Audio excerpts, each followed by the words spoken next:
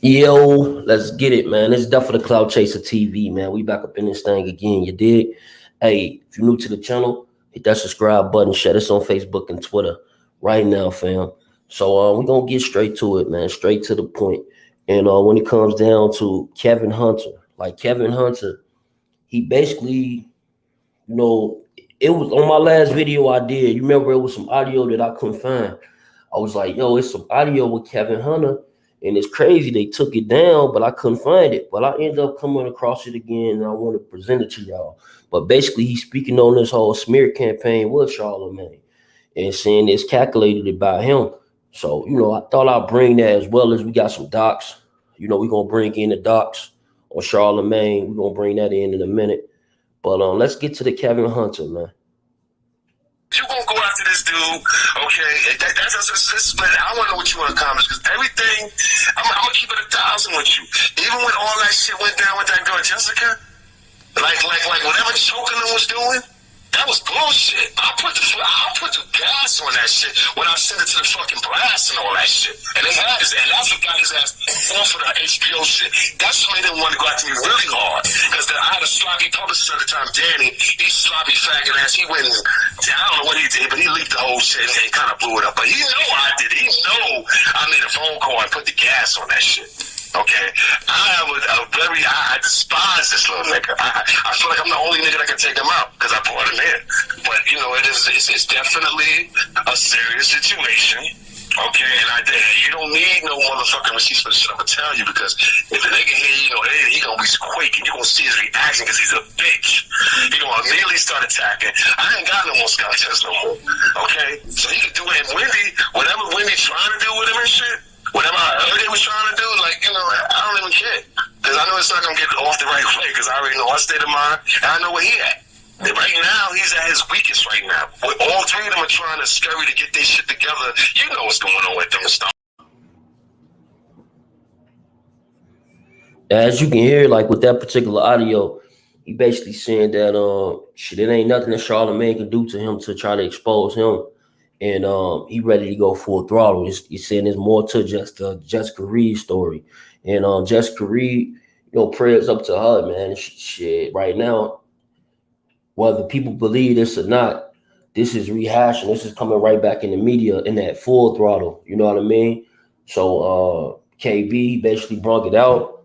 And we're going to even speak on this doc that KB was speaking on before we get to Charlamagne and the Spanish Fly.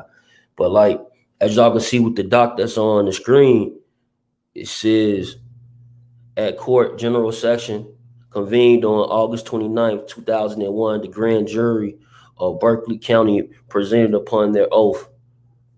And they talking about Charlamagne, fam.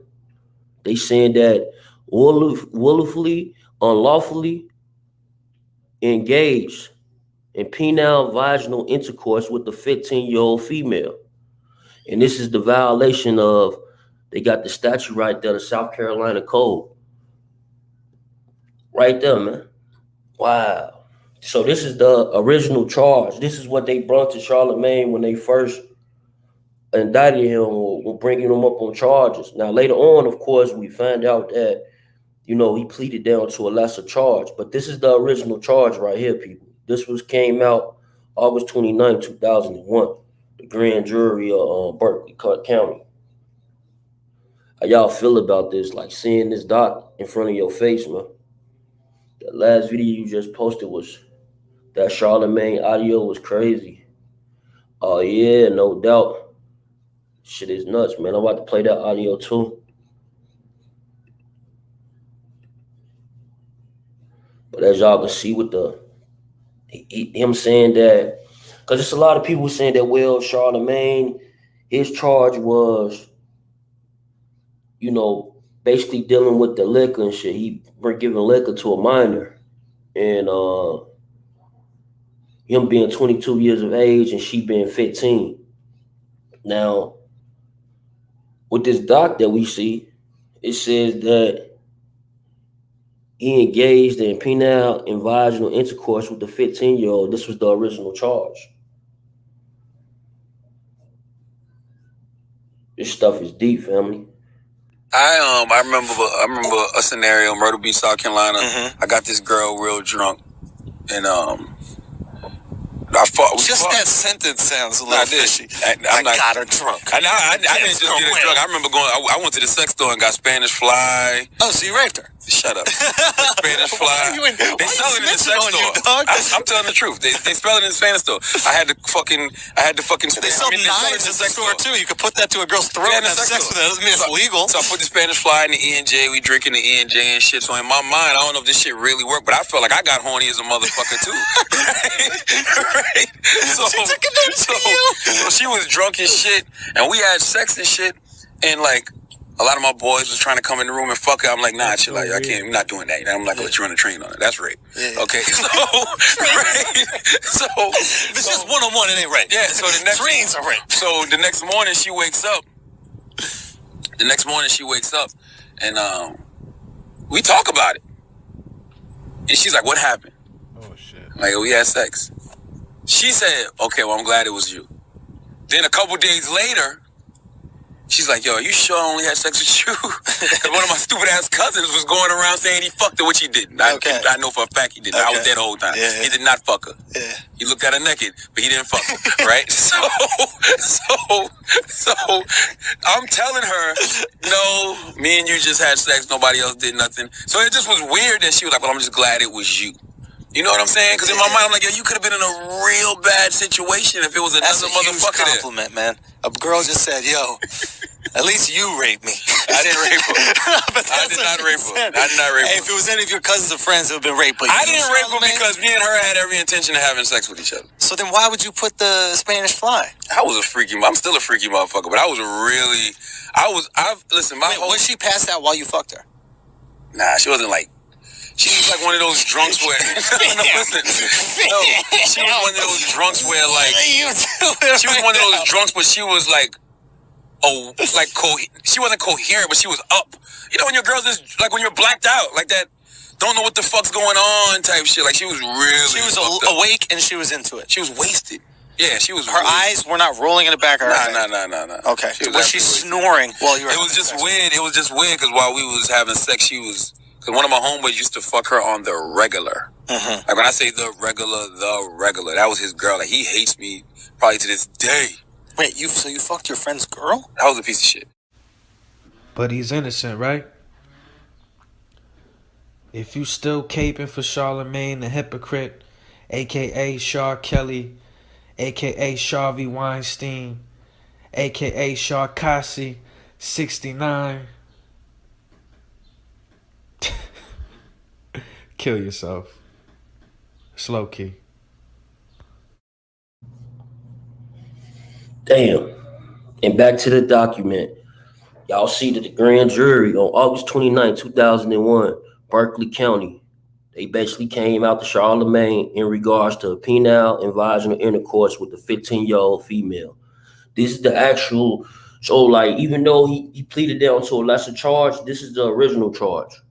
Indictment for criminal sexual conduct with a minor, second degree. I don't know about the first degree, the second degree, and the third degree. Maybe y'all can drop it in the comments. But this is very interesting, man. Very interesting, family. And y'all seen Charlamagne basically come out Monday morning and he apologized to KB, saying that he was wrong. He gave himself donkey the other day. But now KB, he ain't letting up. He coming back, man, with a swing again. And he saying that he thinking y'all should boycott the Breakfast Club. Y'all get in the comments and let me know.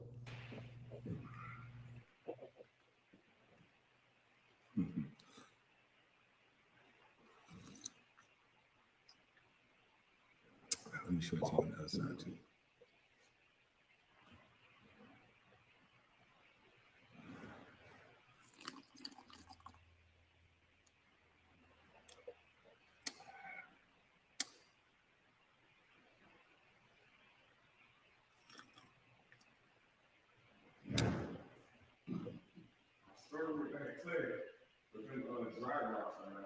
Okay. Go wash your hands.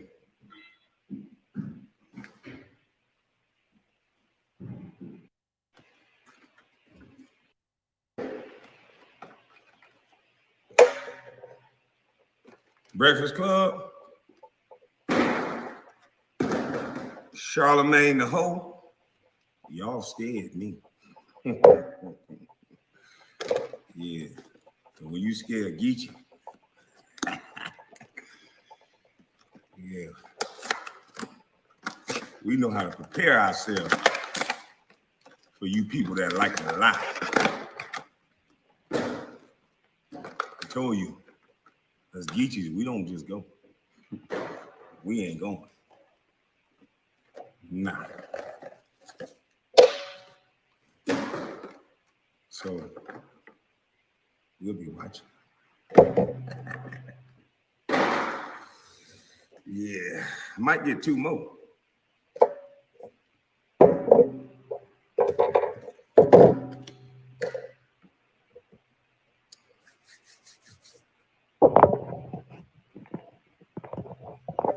All right, let's get into this. So,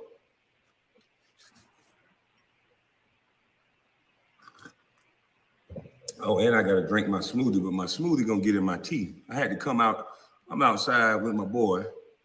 I was hungry as hell, but then one of my friends on Facebook, Mike Tight. Shout out to Mike Tight. He's old cooking. He'll whip it up for you. That dirty rice. The boy cook it up for you. So he put it on Facebook. The Breakfast Club interview, and I never saw it in the whole thing to the end. I just saw what he said, about my daddy and my brother and things that I didn't know. And then, boy, look at here. I just wanted to go take a nap, and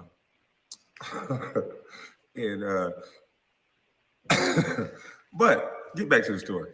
But like I said, my boy Mike Tight sent me the video.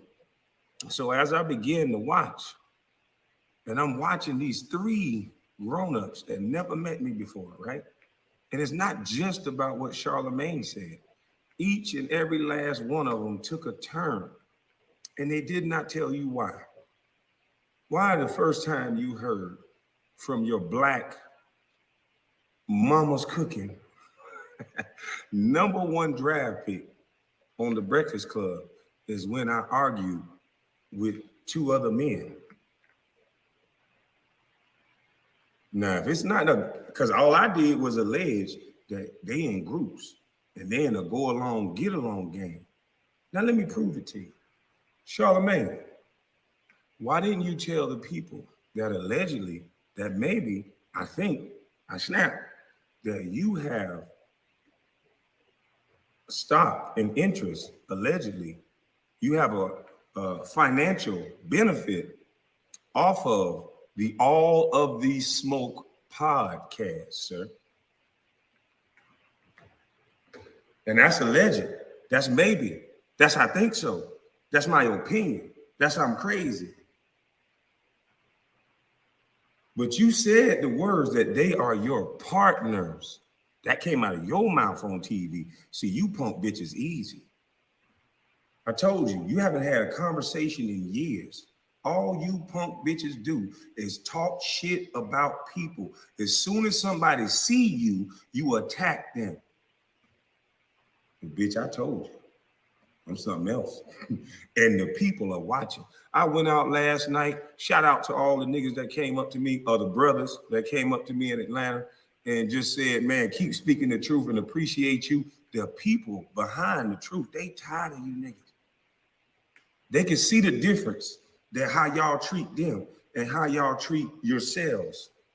You know, they can hear it come out your mouth, how Brother Jack spoke to me. And nobody ever heard me speak to no man like that. See, that's what they all think about y'all. See, that's why I came to a YouTube platform and I blew it up, arguing with some gentleman, man, fuck that. Arguing with a Becky with the blonde, good hair, and a nigga that CD4 and think he tough. But we cool though now, Jack. But that's just my opinion. We okay. We ain't really cool. You just mind your business and I'm gonna keep minding mine. But Becky with the good hair, we probably gonna make the news, boy. Yeah. Me and you probably gonna make the news. We gonna get real acquainted. And I know some of you bitches gonna say I woke up with violence, but most men know what I'm talking about. You crossed the line, bitch.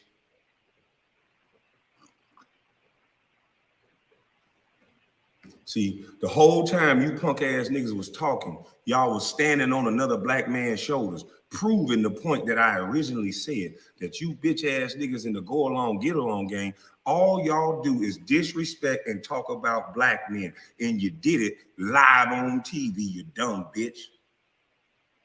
And this little bus, this little dumb little insane killer bus, expose your bitch ass, because all I gotta do is bring it up and let your bitch ass talk.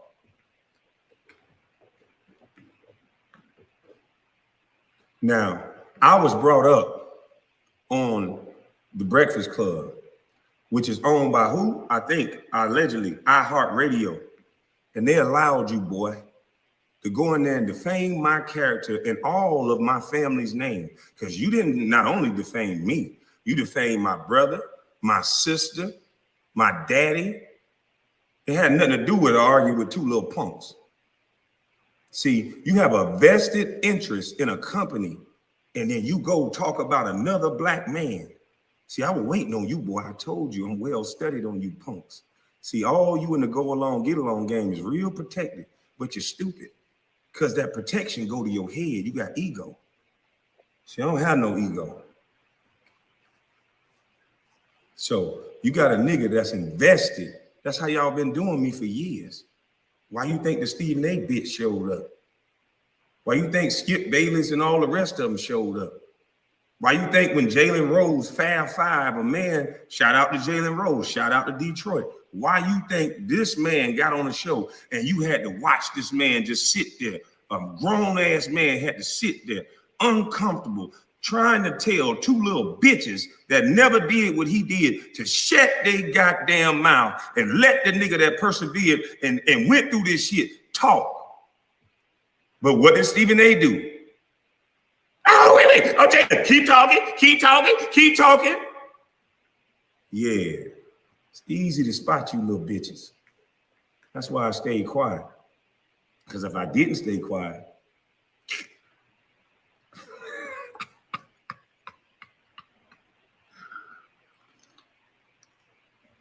I told you bitches, you're gonna get my mama's cooking. And everything you bitches been saying to me, I'm gonna capitalize off of it.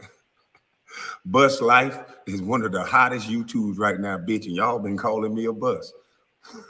And I got some people working behind the scenes, getting the analytics and the data, baby. Yeah, I wonder why y'all defame my character like that. That was kind of hurtful and rude. But as y'all can see, I really don't get that mad. I kind of get even though.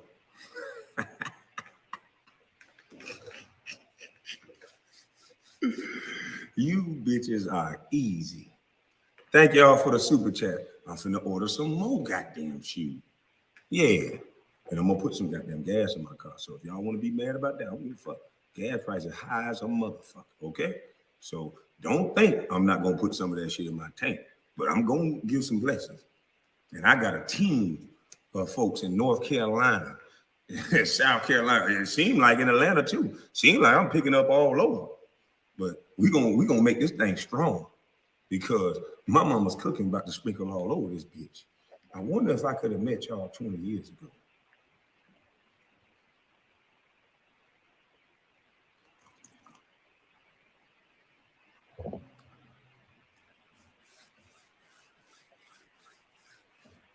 Now see, Charlamagne, you started off, had Angela Yee. And ma'am, I would love to interview you. I would love to figure out where you stand on anything. Seems like you just go with what's popular. I don't know you, ma'am. I can't nail you down to anything. You got plausible deniability. That's why you punk motherfuckers, not you, Miss Angela Yee, because people listening and you're a woman. And even though you putting yourself in man business, I'm still supposed to respect you somehow. The world telling me I still got to hold my manly respect for you after you disrespected the fuck out of me. Now, you know, Angela, I don't subscribe to that. So for now, I'm going to give you a pass. But I will like to ask you, ma'am, why do you, DJ Envy, and Charlamagne get on the Breakfast Club and say, yeah, he definitely woke up and chose violence? Now, see, you bitches is good with wordplay. You bitches, meaning you, DJ Envy, well, that ain't your name, bitch ass nigga on a leash, and you, Charlamagne the hoe, booty bandit, because you throwing bunkies around. You gifting niggas bunkies. But Angela Lee, that B word is not for you. I got a sister that'll love to call you a B word, a bitch. Yeah, I got a couple geeky sisters that now that you done disrespected them, they'll love to tell you how they feel. And I might just give them the platform to let them know, to let you know how you made them feel by talking like that. Because see, you clearly don't support women. See, because if you could sit across the desk and look that punk bitch in the face after you saw that woman crying and her mama crying, woman, you don't stand for nothing. So you don't ever speak when a man is in the room, ma'am. And I know that might be feminist and that might be this, but guess what? Because I'm a man, guess what I would not do, ma'am? I would not get in the room with females and speak on their business. I'm going to let those females figure that out because I'm a man. See, y'all done made everything disrespectful. A man say, I'm a lady. Yeah, and that's why I'm talking to you. See, you don't understand. You don't get it. You're just talking. It's called mutual respect. I give you yours, you give me mine. It ain't you trampoline. You don't jump up and down on me like a trampoline and then think I'm going to give you respect. Not this boy, not this geeky boy. That don't work like that. I respect those who respect me. And as y'all can see, that if you disrespect me, the gloves come off. I have no respect in your disrespect. And that go for anybody. You can hide in groups. You can call yourself a lady. You can call yourself whatever. If you disrespect me, you won't box me into your set of rules. Just like I don't understand why you motherfuckers is mentioning a Game of Thrones game to grown-ass motherfucking men. I don't play games. Now, remember when I told y'all they like to put words in y'all mouth, in our mouth. They like to tell us how to talk. So now the whole world is using this shit. Anytime somebody say something that's a little edgy or a little bit, oh, he chose violence. He woke up with violence. That's the word that you want to attach to black men that are getting gunned down in the street, violence. Isn't that the same word they use when they justify Trayvon Martin and all these goddamn shootings? And now y'all want to attach that to black men that's just talking about two little punks? Y'all are ashamed. Y'all let the world see y'all attack a black man that ain't attacked nobody in 20 years. This is monumental. Y'all just don't know. Y'all stepped in quicksand. And it's not because of Kwame. It's because y'all pumped me up. Thank you. Y'all made me the #1 bust for 20 years. And when I finally said something, you fragile little bitches started doxing me for the world to see after I told the world that this is the games you bitches play. But because you played it for so long and you don't know how to do anything else, you're like the football team that got that big ass giant running back and they work with everybody else. Sweep right, sweep left, sweep left. You only had 2 plays, sweep right, sweep left. And then you met a team from somewhere like Florida or some country-ass fed boys from Georgia that were big and still fast, or California where they super fast and they can still hit your ass, or wherever else. And you met that goddamn team that they wasn't going. They planted them goddamn feet down and said, y'all ain't what y'all think y'all is. Y'all weak.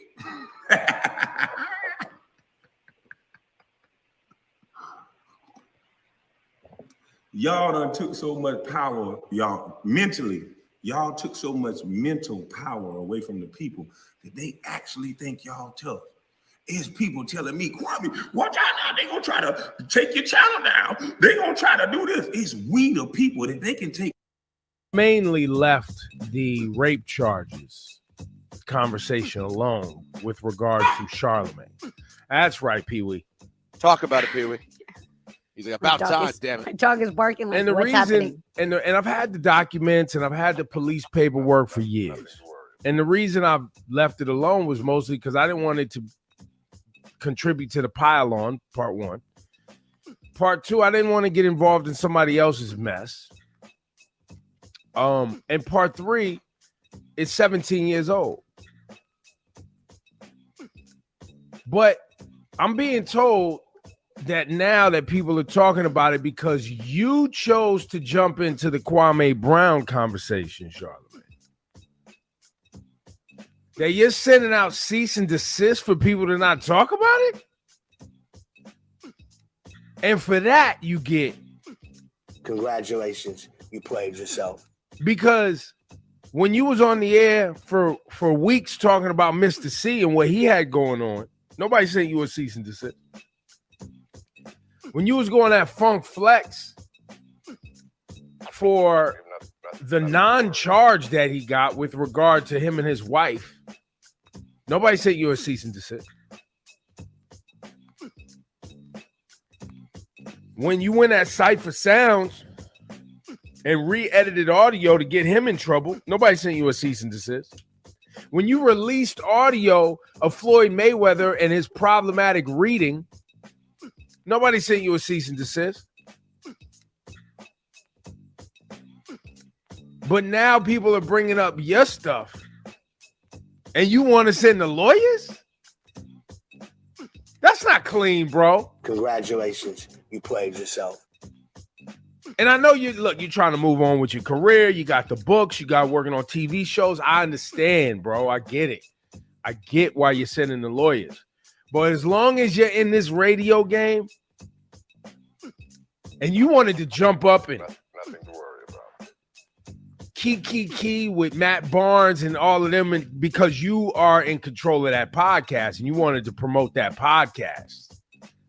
That podcast is a part of the network that you put together under iHeart. You wanted to help promote that. But you kicked the hornet's nest with Kwame Brown. Okay, so y'all just heard Ebro from Hot 97.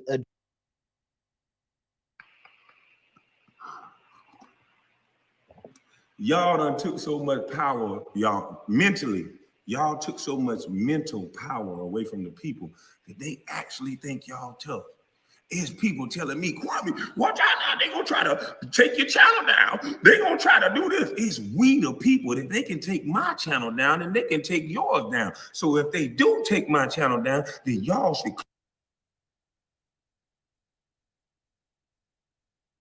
You gonna go after this dude, okay? That's but I wanna know what you wanna accomplish because everything, I'm gonna keep it 1,000 with you. Even when all that shit went down with that girl Jessica. Like whatever choking them was doing, that was bullshit. I'll put the gas on that shit when I send it to the fucking blast and all that shit. And they had his, and that's what got his ass off of the HBO shit. That's why they didn't want to go after me really hard. Because I had a sloppy publicist at the time, Danny. He's sloppy faggot ass. He went and, I don't know what he did, but he leaked the whole shit and kind of blew it up. But he know I did. He know I made a phone call and put the gas on that shit. Okay, I despise this little nigga. I feel like I'm the only nigga that can take him out because I brought him in. But you know, it's definitely a serious situation. Okay, and you don't need no motherfucking receipts for the shit I'm gonna tell you because if the nigga hear you know, he gonna be quaking. You gonna see his reaction because he's a bitch. He gonna immediately start attacking. I ain't got no more skeletons no more. Okay, so he can do it. And whatever Wendy trying to do with him and shit. Whatever I heard he was trying to do, like, you know, I don't even care. Because I know it's not going to get off the right way because I already know our state of mind and I know where he at. And right now, he's at his weakest right now. All three of them are trying to scurry to get their shit together. You know what's going on with them and stuff. You going to go after this dude, okay? But I want to know what you want to accomplish because everything, I'm going to keep it 1,000 with you. Even when all that shit went down with that girl Jessica, like whatever choking them was doing, That was bullshit. I'll put the gas on that shit when I send it to the fucking blast and all that shit. And they had his, and that's what got his ass off of the HBO shit. That's what made him want to go after me really hard. Because I had a sloppy publicist at the time, Danny. He sloppy faggot ass. He went, I don't know what he did, but he leaked the whole shit and kind of blew it up. But he know I did. He know I made a phone call and put the gas on that shit. Okay, I despise this little nigga. I feel like I'm the only nigga that can take him out because I brought him in. But you know, it's definitely a serious situation. Okay, and you don't need no motherfucking receipts for the shit I'm gonna tell you, because if the nigga here, you know, he gonna be quaking. You gonna see his reaction because he's a bitch. He gonna immediately start attacking. I ain't got no more skeletons no more. Okay, so he can do it. And Wendy, whatever Wendy trying to do with him and shit. Whatever I heard they was trying to do, like, you know, I don't even care. Because I know it's not going to get off the right way, because I already know our state of mind, and I know where he at. And right now, he's at his weakest right now. All three of them are trying to scurry to get their shit together. You know what's going on with them and stuff. I remember a scenario in Myrtle Beach, South Carolina. I got this girl real drunk, and that sentence sounds a little fishy. I got her drunk. I didn't just get her drunk. I remember I went to the sex store and got Spanish Fly. Oh, so you raped her? Shut up. Spanish Fly. They sell it in the sex store. I'm telling the truth. They sell it in the Spanish store. I had to fucking. They sell knives in the store too. You could put that to a girl's throat and have sex with it. That doesn't mean it's legal. So I put the Spanish Fly in the E&J. We drinking the E&J and shit. So in my mind, I don't know if this shit really worked, but I felt like I got horny as a motherfucker too. Right? So she was drunk as shit. We had sex and shit, and like a lot of my boys was trying to come in the room and fuck her. I'm like, nah, chill, like, I can't. I'm not doing that. I'm not gonna let you run a train on it. That's rape. Okay, so right. So if it's just one-on-one, it ain't rape. Yeah. So the next trains are rape. So the next morning she wakes up. And we talk about it, and she's like, "What happened?" Oh shit. Like, we had sex. She said, "Okay, well, I'm glad it was you."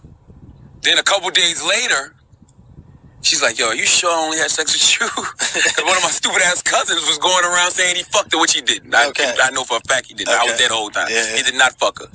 He looked at her naked, but he didn't fuck her. Right? So I'm telling her, no, me and you just had sex. Nobody else did nothing. So it just was weird that she was like, "Well, I'm just glad it was you." You know what I'm saying? Because in my mind, I'm like, yo, you could have been in a real bad situation if it was another motherfucker there. That's a huge compliment, man. A girl just said, yo, at least you raped me. I didn't rape her. I did not rape her. Hey, if it was any of your cousins or friends, it would have been rape. But I didn't rape her because me and her had every intention of having sex with each other. So then why would you put the Spanish Fly? I'm still a freaky motherfucker, but listen, was she passed out while you fucked her? Nah, she wasn't like, she was like one of those drunks where, listen, no, she was one of those drunks where like, she was one of those drunks where she was like, she wasn't coherent, but she was up. You know when your girls is, like when you're blacked out, like that, don't know what the fuck's going on type shit. Like she was awake and she was into it. She was wasted. Yeah, she was. Her eyes were not rolling in the back of her head. Nah. Okay. Was she snoring while you were? It was just weird. It was just weird because while we was having sex, because one of my homeboys used to fuck her on the regular. Like when I say the regular, that was his girl. Like he hates me probably to this day. Wait, so you fucked your friend's girl? That was a piece of shit. But he's innocent, right?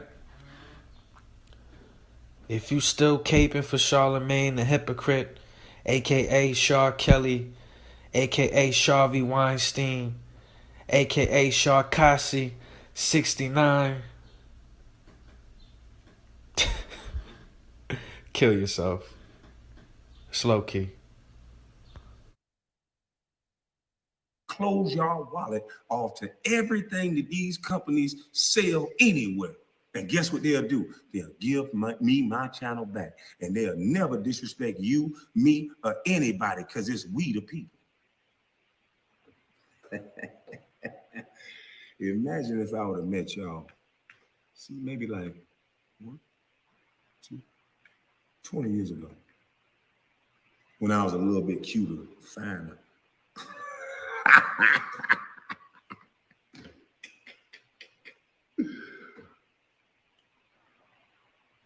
How the hell the people scared of the peanut gallery? When they scared of you waking up. They scared of you listening to anybody that'll go against their bullshit. And let me tell you something. Hold on, let me get off subject. No, it's still on subject. DJ Envy, let me tell you something, you little light-skinned bitch. Don't you ever tell me not to talk about another man's hair. Why you always the defender of men, you punk? How the hell you gonna tell me what not to say about another man's hair when you ain't even no man? Let me tell you something. From here on out, nigga, when it's a real man that come on the Breakfast Club, which I don't know why they'll go on there anymore, when y'all throwing bunkies at grown-ass men, Donnell Rawlings was so fucking uncomfortable. Look how you made that man look. He was trying not to bust your goddamn ass on national TV. So y'all can't say he violent. Because that's what y'all want motherfuckers to look like. But you deserve an ass whipping. He should have jumped up and down on your ass like a trampoline. And every goddamn man in America felt like that, you punk ass bitch.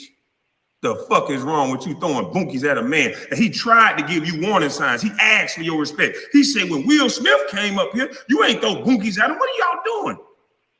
And you disrespected this black man and you would not even let him talk about his content. You love the black community. Bitch, you got up and walked out and cut the goddamn lights off on this man interview. Go back and look at it.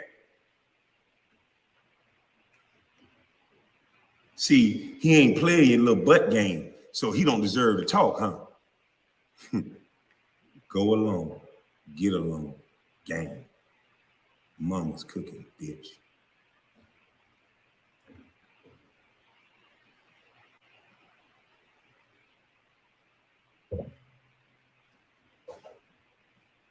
But DJ Envy, the next time, if so happen a real man that y'all speaking on, you know what I want you to do, bitch? I want you to get up and get your ass out and go to your locker, bitch. Because I know you got a locker. You probably got your own stall, your own little stall, your own little corner. Go to your cubicle, bitch, and I want you to open that drawer with that leash at that your wife got on your bitch ass that she drug your stupid ass all around the world to make her feel better because she run your bitch ass to make her feel better and look strong about your bitch ass cheating when it wasn't none of our motherfucking business. See, you so dumb, you don't even know that you a punk. So the next time a real man is being spoke on, I want you to get your bitch ass up and tie yourself up with that leash, bitch, that your wife got on your ass. Don't you ever speak when I'm being spoke on, bitch. Sit your ass down and shut your goddamn mouth. Okay, now, white people, I'm not waking up with violence. When I come on y'all shows, I won't curse. But on my show, I'm a motherfucking curse. Ouchie. DJ M, you need to, boy, I'm gonna give you some marital advice. Nigga, you need to leave and be single because you ain't no man, boy. Ain't nobody gonna respect no bitch ass nigga like you that did that. Fuck wrong with you, boy? The hell, who you was raised by? That they allowed you to get your bitch ass up there and cry on stage around a bunch of gossip girls. Yeah. When they cheat, do they do that? When them women cheat, do they do that? Bitch, they'll look you right in your eye and say it's your fault. You ain't rubbed my feet. You ain't asked me to how my day was. You ain't got them get the groceries out the car. So yeah, I fucked the shit out of them. You a punk.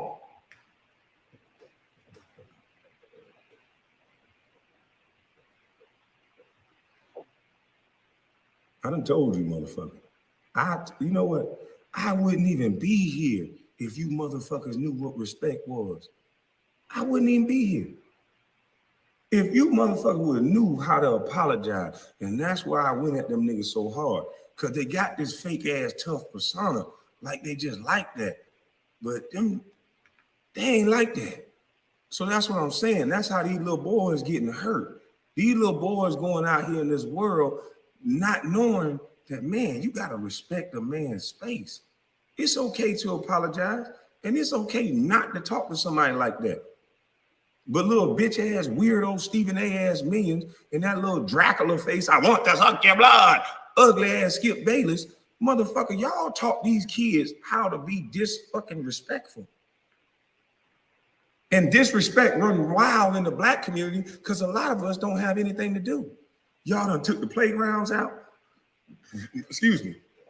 Go to your neighborhoods and see how many recreational programs. When I was in school, we had free lunch programs. We had reading programs. We had all kind of programs. We had recreational. I was on all kind of basketball team. My mama, all she had to do, sometimes when she was working, she had to go to work, and she knew I played for the JCs, nigga. I can't goddamn hit a baseball worth a fuck.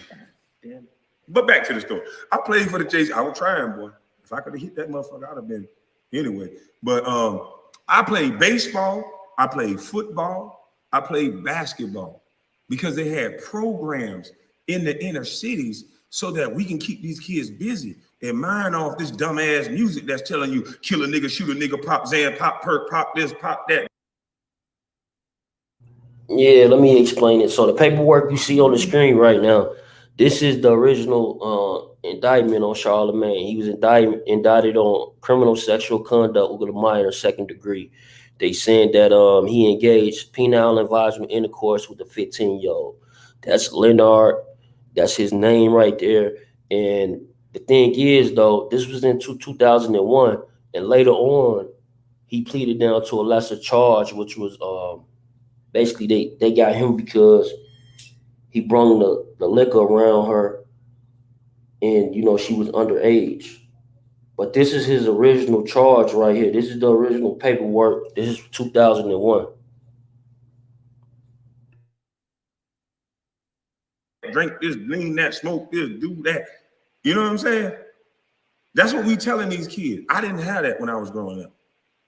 When I was growing up, I was too goddamn busy to hear some fake ass motherfucking nigga talking about some shit that he probably ain't even doing his goddamn self. I was too busy for that. And we need to get these kids back busy. Because all they do is cackle and play online and fuck with grown ass adults. Look at the way that young man talked to Cam Newton. Look at the way that young man talked to that. And Cam Newton, shout out to Cam Newton. Cam Newton, I got to apologize to you. I know you don't know me, but I play too goddamn much. And there was a day, I'm a big goofy nigga. I told you, I might go too far with the jokes because I've been like that. So Cam Newton came in the club one day. As a matter of fact, it was at Jack's club, bitch ass nigga. But anyway, Cream Ultra Lounge, Cam Newton was sitting on the couch. And I hope he ain't mad about me telling this story because I'm apologizing. But he came in, he wear these outfits. I ain't gonna talk about the man, but he wear these outfits, okay? And so I was a little bit zooted and booted, I'm in there sliding and grooving, doing my little thing, and I just see the nigga, and automatically, the media taught us like we just know these motherfuckers because they talk about them and they disrespect them, so shit, fuck it. I think I know this nigga now. I think this is my brother. I can just go up to him because look at the way Skip Bayless and everybody else get to talk about him. So why the fuck I can't go up and talk about him? Shit, they done diminished him. See, and I was wrong. So I came up and I ain't had nothing to do with the way this nigga dressed. I ain't had nothing to do with that. I ain't had nothing to do with that shit. So I apologize to you, my brother, because my little zoot in the booted ass came up over there, and I'm like, what the fuck, nigga, take the. I'm over there fucking with her, pull that shit down, He had them shits rolled up. Now, if I'm lying, man, pull it. What the fuck you doing in here with that shit on? And I was dead ass wrong. And I apologize to you, my brother. But it could have been a situation because his friends were looking at me like, and I'm my big goofy tipsy ass looking like, nigga, what? I'm just playing, motherfucker. I grew up in the house with 8 boys. 7, 8 boys. All we did was play and joke. What the fuck? Why so serious? See, y'all want to paint me out to be a killer. Now, I done got my ass whooped enough by my brothers that I can defend myself. Defend. I ain't no killer. I might go too far with the jokes, like I said. But if you give me a chance to get in line with your respect, and you give me an opportunity to apologize if I go too far, guess what I would do? I would say, my bad, my brother. I would. That was true. And that's simple. That's how you move on from things. Everybody not going to be perfect. There's going to be somebody in life that disrespects you. It's going to happen. It's how you handle it. And shout out to Cam Newton, him and his friends. They obviously are some controlled brothers because it could have went left. I was by myself. Well, yeah, no, I was with 2 other people. But it could have went left. But it didn't because they can understand. I didn't mean no harm. I honestly didn't. I'm actually a fan of Cam Newton. I respect everything about his story. I just saw his clothes, and I'm just used to getting ranked on, so I was ranking on a nigga. So, but we take things so personal now because we celebrity, and nobody better not say nothing about me, and we got all these entourages, and shit, you can't even take a joke, and all this other. Man, people joke on me all the time. I don't give a fuck. Shit. But I can see in today's society and climate how one little joke could have turned into something else. So shout out to Cam Newton. Shout out to his friends. I respect y'all. It was just a joke, and maybe a joke that I shouldn't have made because it ain't none of my goddamn business how you dress. I'm a grown ass man. I shouldn't have been worried about how you dress. You was helping me? Boy, you don't need to be nobody's friend. Maybe you should have called me first, friend. And I would have told you, nigga, don't say no shit like that. And how the fuck did you know that? And I never even looked that up because my mama's cooking said I didn't need to know that, bitch. Thank you, though, Charlotte. Thank you for telling the world. You really helped me. So now if I bust one of your little bitch-ass friends' ass that you get money off of from All the Smoke podcast, then you have your go-along, get-along friends try to arrest me, right? Who protected you, you little fake face bitch? Who protected you, boy? I guarantee you, it got to be a woman protecting you. There's a woman protecting you because I know you a weasel. So you ain't gonna be up under no man. You gonna be up under a black woman. And I want to know who your black women friends are protecting you, bitch. It's somebody protecting you that's a woman. Because you act like a woman. So yeah, I can see them feminine ways. Because if you was around a man, now this is my assumption, this is my opinion, this is what I think. If a man was leading you or helping you or guiding you, you wouldn't be throwing no bunkies at men. You wouldn't be directing DJ Envy to stick his finger in a plastic booty that's supposedly yours with balls on it. That's sexual fucking harassment. And then you're given the blueprint of how to get out of a sexual harassment case because you directed him on what to do. And then you said on live TV, oh, you can't call HR. You are a willing participant at this point.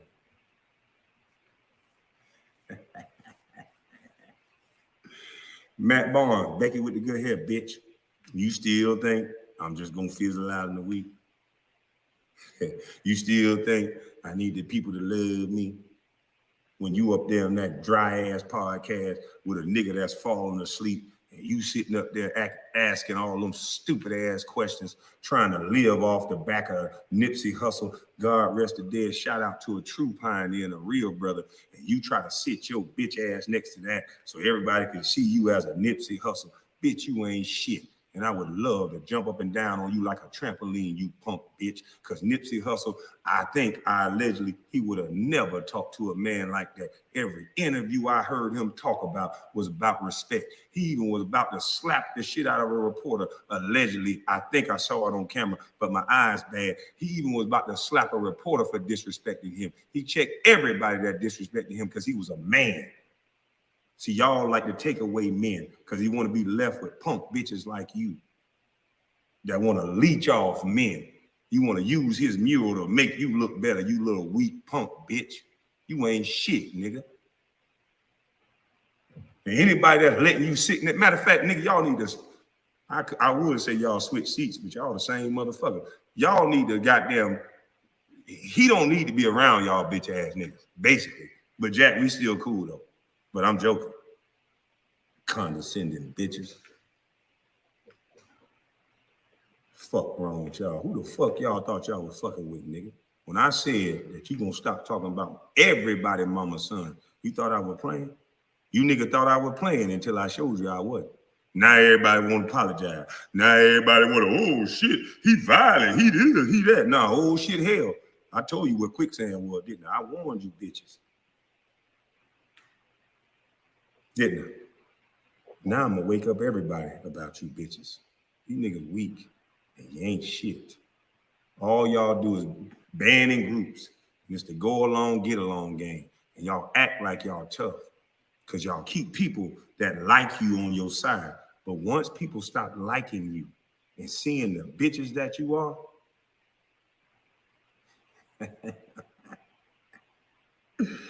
Yeah.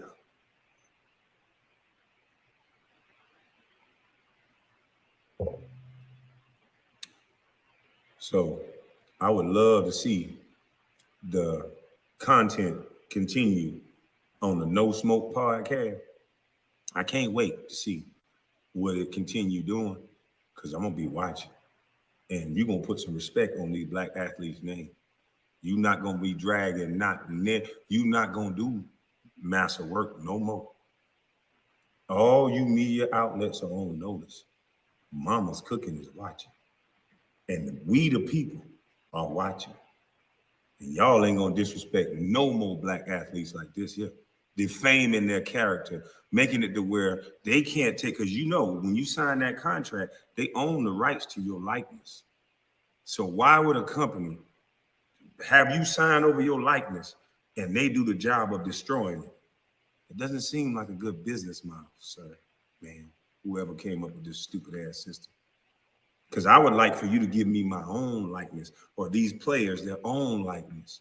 Let them be in control of it. And let every content, let every picture you snap of them motherfuckers, let it be they own their likeness. So when they done playing and they done entertained you motherfuckers for so long, and when they hip, back, and knee and everything hurting, they don't have to go for 30 for 30. Their likeness, their greatness, and what they did to entertain you, they get paid off of it, and not you weak punk bitches. Ain't that better? Patrice O'Neal, shout out to a real one, R.I.P. Still think I'm crazy? You punk bitches easy. See, they sent y'all niggas to get degrees so people can believe that you smarter. But I've been listening to you dumb bitches. Every time you niggas with degrees or you female with degrees open your mouth, y'all sound stupid as fuck.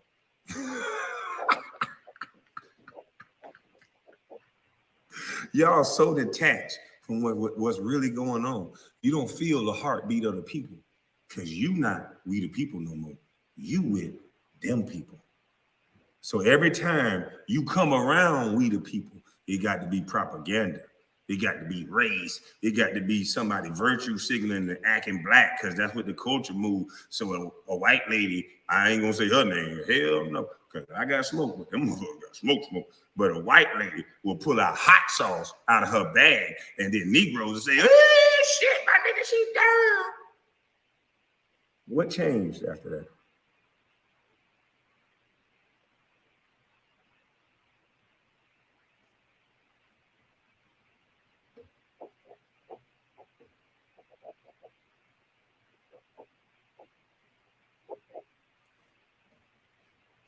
See, Jack, when I said you wasn't connected to nothing, because them white boys knew for the longest that if I got a platform, I'd be damned if I'm just gonna sit on a platform and talk about sports all day as if that's all black people can do.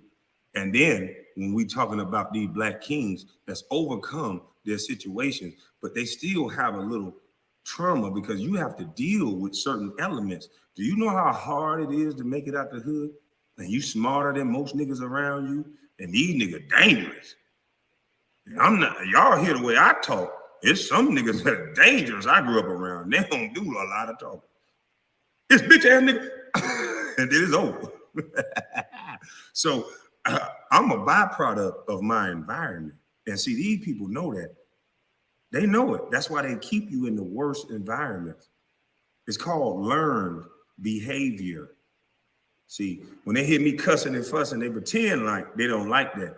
But then when it's a rapper, when they got their hands in their pocket, they'll let them say, "Sexy little beat, sexy little hoe, let it play in your throat, baby. I'm trying to bust all on ya."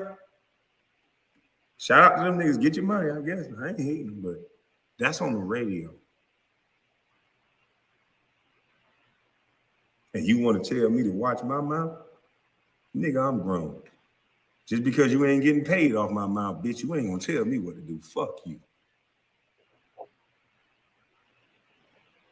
And I want to know why so many grown ass people. That's why I know it's the go along, get along game. Jamel Hill, You use the word, he woke up with violence. All three of them little punk, well, two punk bitches and one lady that's confused and don't like black women, all on the goddamn podcast using the same language. He woke up with violence. I wonder why. I told you ain't in control of your thoughts. All they got to do is say it over and over again. You know, there was a guy named Hitler. Yeah, he was a terrible, horrible motherfucker. But the one thing he knew how to do is he knew everything about mind control. He knew it. He was saying things over the loudspeaker so that, and that's what they're doing now. They're saying things over the loudspeaker. So when certain things happen to black men and black women, it's okay. Now they done took the foot off the black woman. You can't touch a black woman now. Shit, we can't touch. They can slap shit out of us. But a black man, nigga, it's open game on you. You say the wrong thing. You stand up tall. You tell a woman to be quiet. You do anything, nigga, that look like manhood. Your ass is grass. Because you got a job. But it's a free country. But it's a consequence. But it's a free country. But you're going to lose your job. But it's a free country.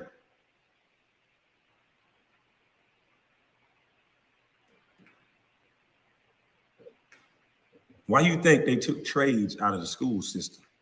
A man that's a jack of all trades. They were men growing up. I was raised up around men. You can't tell no grown ass man what to do that know how to build the house from the ground motherfucking up. He's always valuable. You can't tell no man what to do. So they took trades out of school. And we're going to give them something called a job, which is no longer freedom. Because that what you say now with a job gets you fired in America. And we still saying we free. Why are you getting fired for what you say if we free? Kind of don't make any sense. And how come an old, dumb, uneducated, busted bus? I'm glad I didn't go to college. Because they would have brought a punk, bald-head bitch like Stephen A. in the room. And they would have put a ceiling on what they thought I could do. Because coming from where I'm from, shout out to Anthony Hamilton. Coming from where I'm from, I'm not supposed to be here. If I thought like you, if I looked at my surroundings and I listened to other people, everybody want to tell somebody what to do. If I actually listen to other people's fears, I have my own fears and I stomp them bitches out daily. So you think I'm supposed to listen to everybody around me fears? Fuck no. That's why I make shirts like this. Mindset of a runner, hit the wall and keep motherfucking running. Well, it don't say that, but you see what it says. Mindset of a runner, hit the wall and keep running.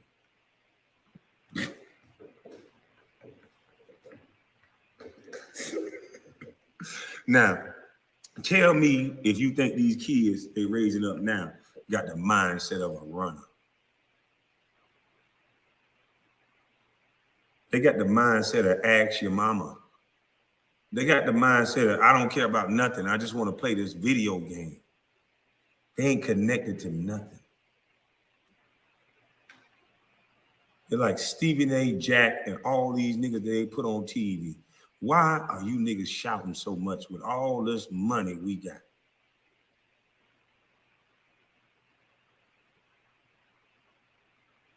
Damn, I wish I could meet y'all about 1920. How long ago was it, y'all? How long ago was it I could have met y'all? Damn. Could have met y'all about 20 years ago. And then as a young man, I could have brought guys like Thomas Sowell when he was young, when he was vibrant, when he could still get on their ass, quick witty with it. Now, I'm not saying he can't do that now, but these kids don't even know who that is. Dr. Clark Anderson, these kids don't even know these men. How are these kids going to be the future if they're not taught by the elders? I was taught by the elders. That's why I got land. That's why I ain't no punk bitch like them two niggas that's being controlled like slaves. That's why I can get on here and suck you. I'm a full-bodied man. See, they don't understand what that is because they're so used to getting a paycheck from somebody else. Now we can have niggas holding up their hands and touting up their degrees and shouting Black Lives Matter, all the while your black boys reading at a 4th grade reading level.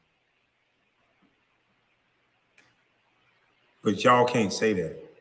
You paid activists allegedly, I think, that's moving next to white people. When you don't like white people, when you're so pro-black, when the fuck did activists start getting $1 million homes and moving next to white people? When all the activists I read about back in the day got firebombed or went to jail.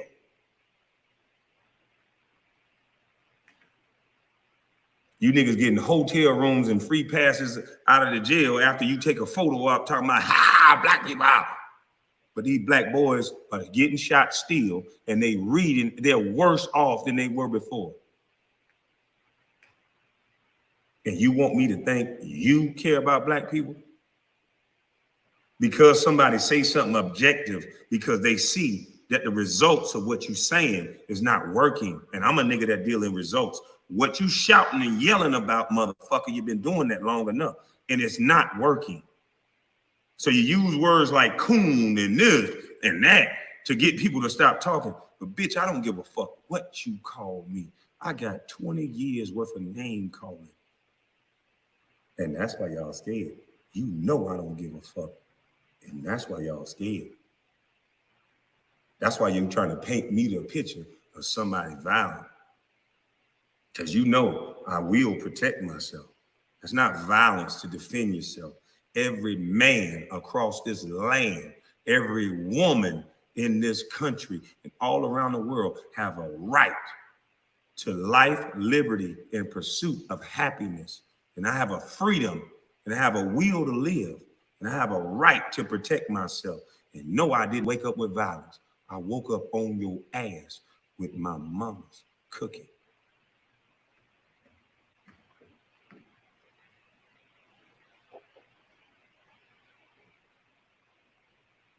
I wonder if I could have met y'all about 18, 19, no.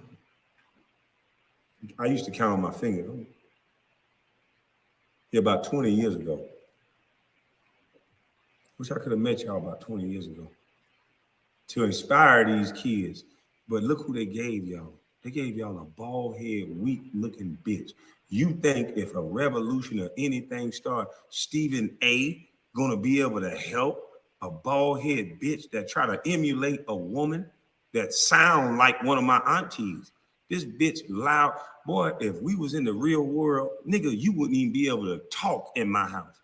Bitch, you had to earn the right to talk living in my house. You don't get a chance to say nothing. And you definitely couldn't speak on something you couldn't do. Imagine that. I can't read talking about people that can read. Imagine that. Imagine a pipsqueak ass bitch that tried to play basketball become the most disrespectful motherfucker about basketball players. Imagine that. Imagine a world like that.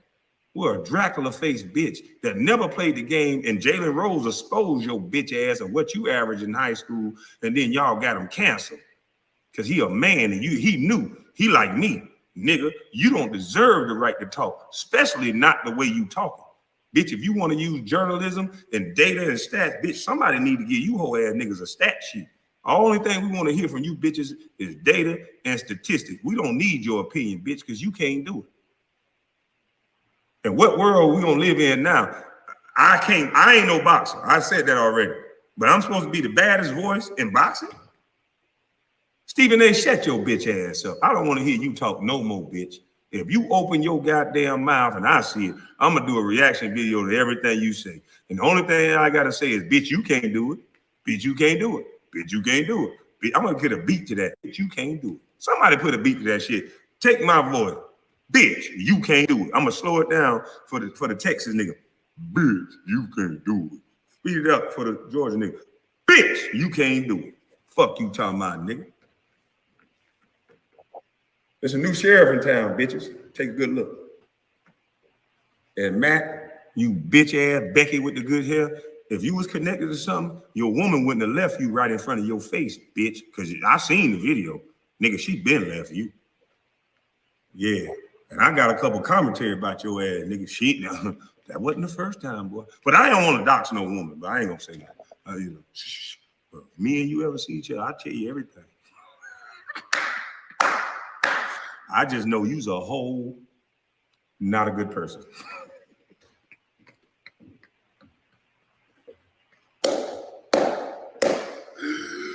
Yeah. You talked about my mama's son. And you two little punk bitches gave me a platform to put my mama's seasoning in the world. And guess what I didn't do, you hating bitches? Somebody's gonna be able to take this interview. Oh, this is not an interview, I'm talking to you. Somebody's gonna be able to take this video. Somebody's gonna be able to record this video and put it on their platform and make money off of it. And the run that I've been having, well, imagine if I kept it to myself. Imagine if I flagged all these people.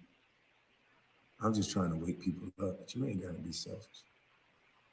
Y'all treat each other so bad. As soon as you get something, you had to look at me show. Fuck y'all, y'all ain't got shit. I got everything, nigga. Look at me, bitch.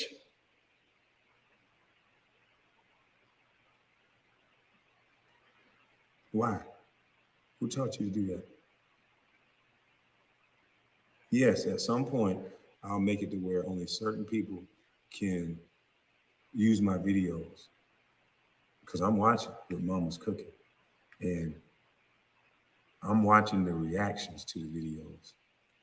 And the only people that I'm gonna allow to use my videos is the people that know how to critically think.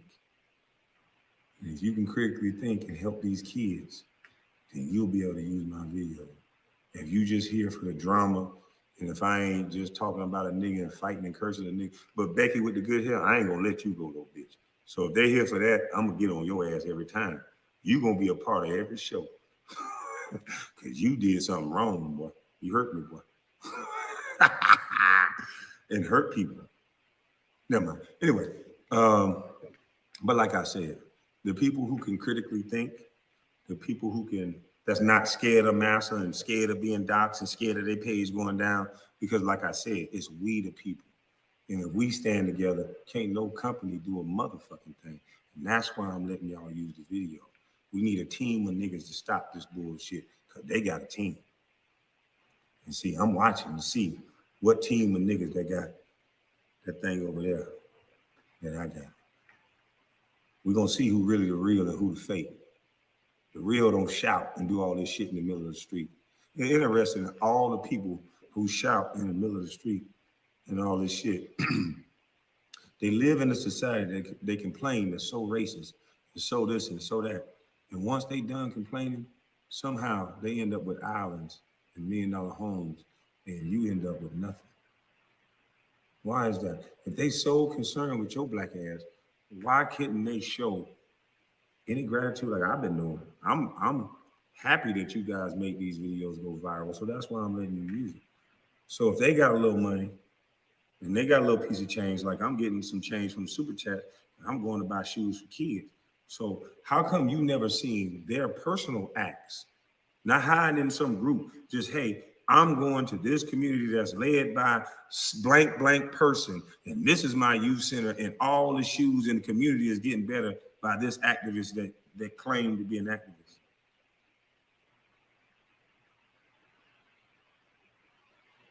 So they can get millions of dollars and do exactly what they claim the white folks are doing. Buy $1 million homes around white folk. How come you couldn't get that $1 million and buy a $200,000 home and then go somewhere with you, with your youth center, and let's improve these reading scores and black males? Oh, wait a minute. Some of these people don't even like black males. Yeah, okay, never mind.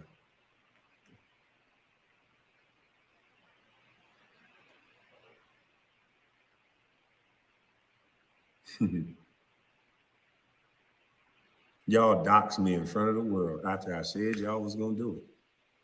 But the one thing y'all fucked up about is that I'm the #1 draft pick, that you made world renowned for being a bust. And now that I'm talking, people can clearly see I'm not a bust. I'm not crazy, I'm not deranged. I live a very simple life. So how y'all gonna stop me? What y'all gonna do? Y'all gonna just jump out there and do something crazy for the world to see?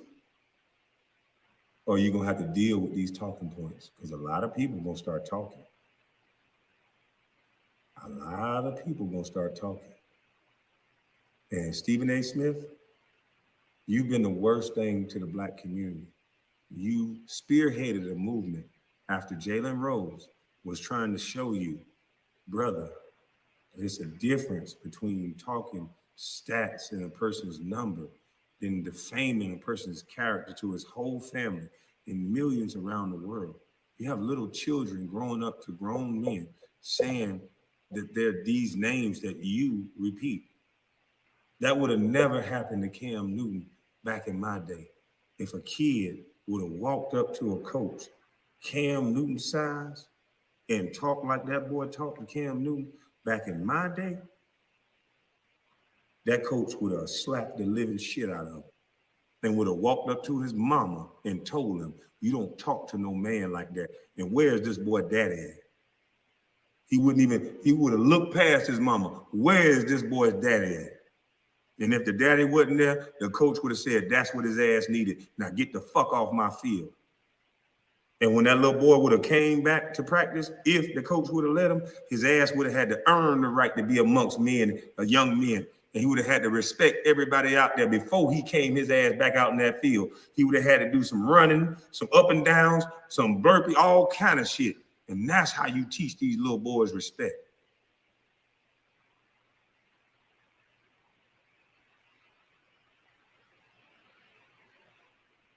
Y'all don't want these little boys respectful.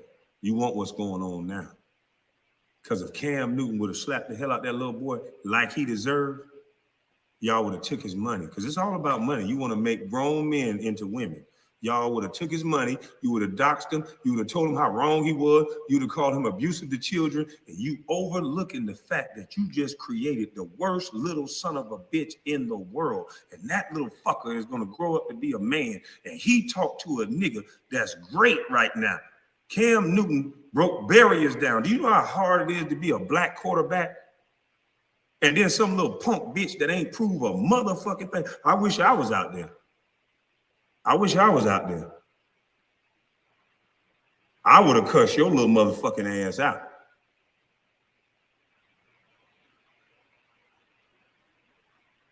Fuck you talking about talking to a grown ass man like that and you ain't did shit. Snotty nose little bitch. I don't care who get offended by that. That shit was disrespectful. And that's what y'all want these little boys. So that's why I got mad at Jack and Matt Barnes. They that little kid that grew up like that. And that's how all this violence started.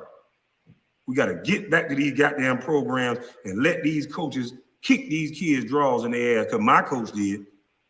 Coach Ballhead, shout out. Gutler, all y'all and brothers, shout out. Man, we got out of line. We ain't had no daddy shit. We got out of line sometimes. Motherfucker, grab your helmet, slap your, twist your whole shit around. Nigga, you don't talk like that. Shit. Y'all got these kids talking crazy to people. Then they grow up to be a bitch-ass Becky with the blonde hair like Matt Barnes, offering a man to his penis, and people die like that. And no, I ain't moving in violence and acting with violence, some fucking Game of Thrones. I'm talking about real life in the real world. You say that type of shit to the wrong person, and that's it for you.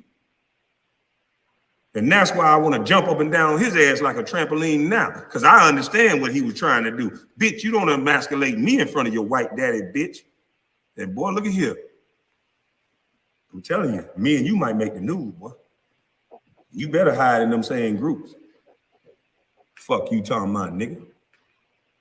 I don't know who the hell you raised up around, bitch, but you wasn't raised right. You ain't get no mama's cooking, nigga. The fuck wrong with you, nigga? You don't never talk to no man like that. Is you nuts? And that's what's happening in society today. That's why we at what? You are 98% likely to be killed by a black man. What is it, 93, allegedly? I know it's up in the goddamn 90s. Because black males don't know how to have a conversation no more. They got this effeminate tongue and showboaty shit. And nigga, nobody don't want to hear that showboaty shit, bitch. A nigga that don't even know me. You ignorant to my situation. And you already acting like you above me because you sitting on your white daddy podcast, bitch. When I can go outside and get butt fucking naked and nobody will see me and nobody will have a problem with it. And I can piss in my yard and never wear clothes, bitch. That's free, ho. You a puppet. Don't you ever talk to a nigga like me like that, boy. And it ain't because I'm no gangster. It's just because I'm one of them. And you ain't shit, nigga. You ain't connected to nothing.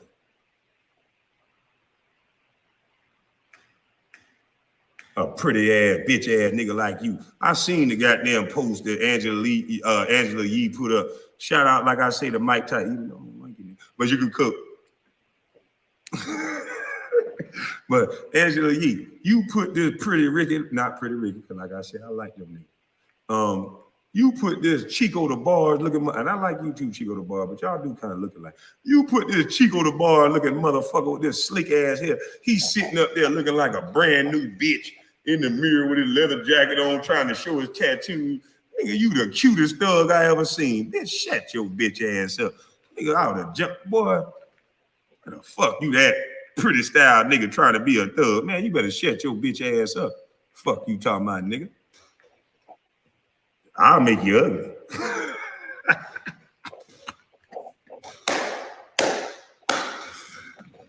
Hey, Maddie. Look what I got on, boy. Let me show you something. Show you something, bitch. Let me tell you something. What you said to me, boy? All this Game of Thrones talk, I woke up with violence? No, let me wake this boy up to manhood. This is manhood talk. Boy, what you said to a man, what you just did on the internet, boy. You lucky I'm only inviting you to these. But imagine if these big motherfuckers is jumping up and down on your ass like a trampoline, bitch. Now, see, some people gonna go to a worse extreme. But see, I'm offering you this, which this is a lesson. Because you still be able to go home. You're just gonna go home a little bit different. But you need to fix your tongue, boy. These little kids that snicker and look up to you, and you got 200,000-300,000 followers, and they thought that made you tough because you said that, you're gonna get them little boys hurt. It's not how you talk to no man.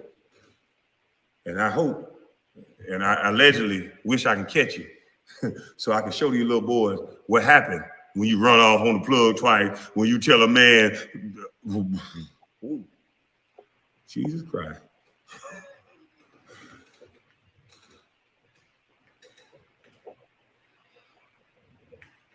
I think it's time for me to get on my tractor because I already know now I'm probably going to take a nap.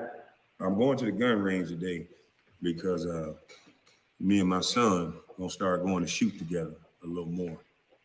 You know, I taught him how to shoot a few guns. I gave him his own shotgun already, but he needs more practice. He wants more practice. And he asked me quiet as kept. So we're going to go shoot some guns today. But I'm pretty sure after I get off my tractor mat and after I finish shooting some guns, I'm pretty sure I'm going to take a nap. And now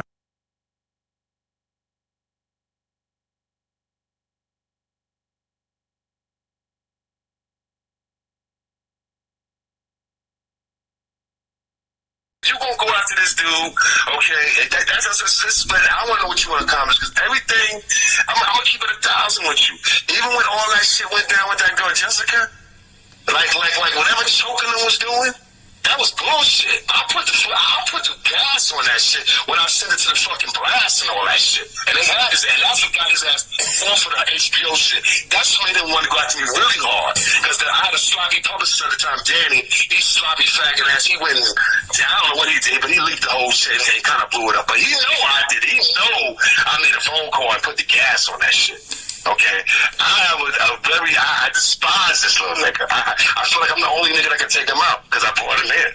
But you know, it's definitely a serious situation. Okay, and you don't need no motherfucking receipts for the shit I'm gonna tell you because if the nigga here, you know, he gonna be quaking. You gonna see his reaction because he's a bitch. He gonna immediately start attacking. I ain't got no more skeletons no more. Okay, so he can do it. And Wendy, whatever Wendy trying to do with him and shit. Whatever I heard they was trying to do, like, you know, I don't even care. Because I know it's not going to get off the right way because I already know our state of mind and I know where he at. And right now, he's at his weakest right now. With all three of them are trying to scurry to get their shit together. You know what's going on with them and stuff. I remember a scenario in Myrtle Beach, South Carolina. I got this girl real drunk and I That sentence sounds a little fishy. I got her drunk. I didn't just get her drunk. I remember going. I went to the sex store and got Spanish Fly. Oh, so you raped her? Shut up. Spanish Fly. They sell it in the sex store. I'm telling the truth. They spell it in the Spanish store. I had to fucking. They sell knives in the store too. You could put that to a girl's throat and have sex with it. That doesn't mean it's illegal. So I put the Spanish Fly in the E&J. We drinking the E&J and shit. So in my mind, I don't know if this shit really worked, but I felt like I got horny as a motherfucker too. Right? So she was drunk as shit, and we had sex and shit, and like a lot of my boys was trying to come in the room and fuck her. I'm like, nah, chill, like I can't. I'm not doing that. I'm not gonna let you run a train on it. That's rape. Yeah. Okay, so right. So if it's just one-on-one, it ain't rape. Yeah. So the next trains are rape. So the next morning she wakes up. And we talk about it, and she's like, "What happened?" Oh shit. Like, we had sex. She said, "Okay, well, I'm glad it was you." Then a couple days later, she's like, "Yo, are you sure I only had sex with you?" And one of my stupid ass cousins was going around saying he fucked her, which he didn't. I know for a fact he didn't. I was there the whole time. Yeah. He did not fuck her. Yeah. He looked at her naked, but he didn't fuck her. Right? So I'm telling her, no, me and you just had sex. Nobody else did nothing. So it just was weird that she was like, "Well, I'm just glad it was you." You know what I'm saying? Because in my mind, I'm like, yo, you could have been in a real bad situation if it was another motherfucker there. Compliment, man. A girl just said, yo, at least you raped me. I didn't rape her. I did not rape her. Hey, if it was any of your cousins or friends, it would have been rape. But I didn't rape her because me and her had every intention of having sex with each other. So then why would you put the Spanish Fly? I'm still a freaky motherfucker, but Was she passed out while you fucked her? Nah, she wasn't like, she was like one of those drunks where, she was one of those drunks where like, she was one of those drunks where she was like, she wasn't coherent, but she was up. You know when your girl's just, like when you're blacked out, like that, don't know what the fuck's going on type shit. Like she was awake and she was into it. She was wasted. Yeah, she was. Her eyes were not rolling in the back of her head. No. Okay. Was she snoring while you were? It was just weird. It was just weird because while we was having sex, because one of my homeboys used to fuck her on the regular. Mm-hmm. Like when I say the regular, that was his girl. Like he hates me probably to this day. Wait, so you fucked your friend's girl? That was a piece of shit. But he's innocent, right? If you still caping for Charlamagne, the hypocrite, aka Shaw Kelly, name has been trendy for like aka a week now. Harvey Weinstein, Initially, aka Shaw Cassie, dug up some old allegations against Charlamagne the God, in which Jessica Reed said that Charlamagne the God had raped her. Her mother Jocelyn had allowed Charlamagne the God to take Jessica Reed with him, and Charlamagne the God promised that everything would be okay. In doing so, I guess at the party or whatever it was, Jessica Reed was raped, which she claimed Charlamagne had did it allegedly, right? There was another young lady there as well. She said she was in a separate room. She remembered waking up to a man kissing her, but then in the other room across from her, she seen Jessica Reed in there crying, and she had talked about how she had been raped by Charlamagne the God. We seen mother cry uncontrollably. We hear the pain in her voice by Charlamagne the God. Waking up to a man kissing her, but then in the other room across from her, she seen Jessica Reed in there crying, and she had talked about how she had been raped by Charlamagne the God. We seen mother cry uncontrollably. We hear the pain in her voice about her trusting Charlamagne the God, and he basically not holding up his end of the bargain and making sure her daughter was safe. It rose me. I dug a little bit deep. I read all the reports. If you guys backtrack on some of my old content, I told you guys the complete story about it, right? In 2001 is when all this occurred. Everything dug back up in 2018 because in 2001, she actually didn't want to move forward with the charges.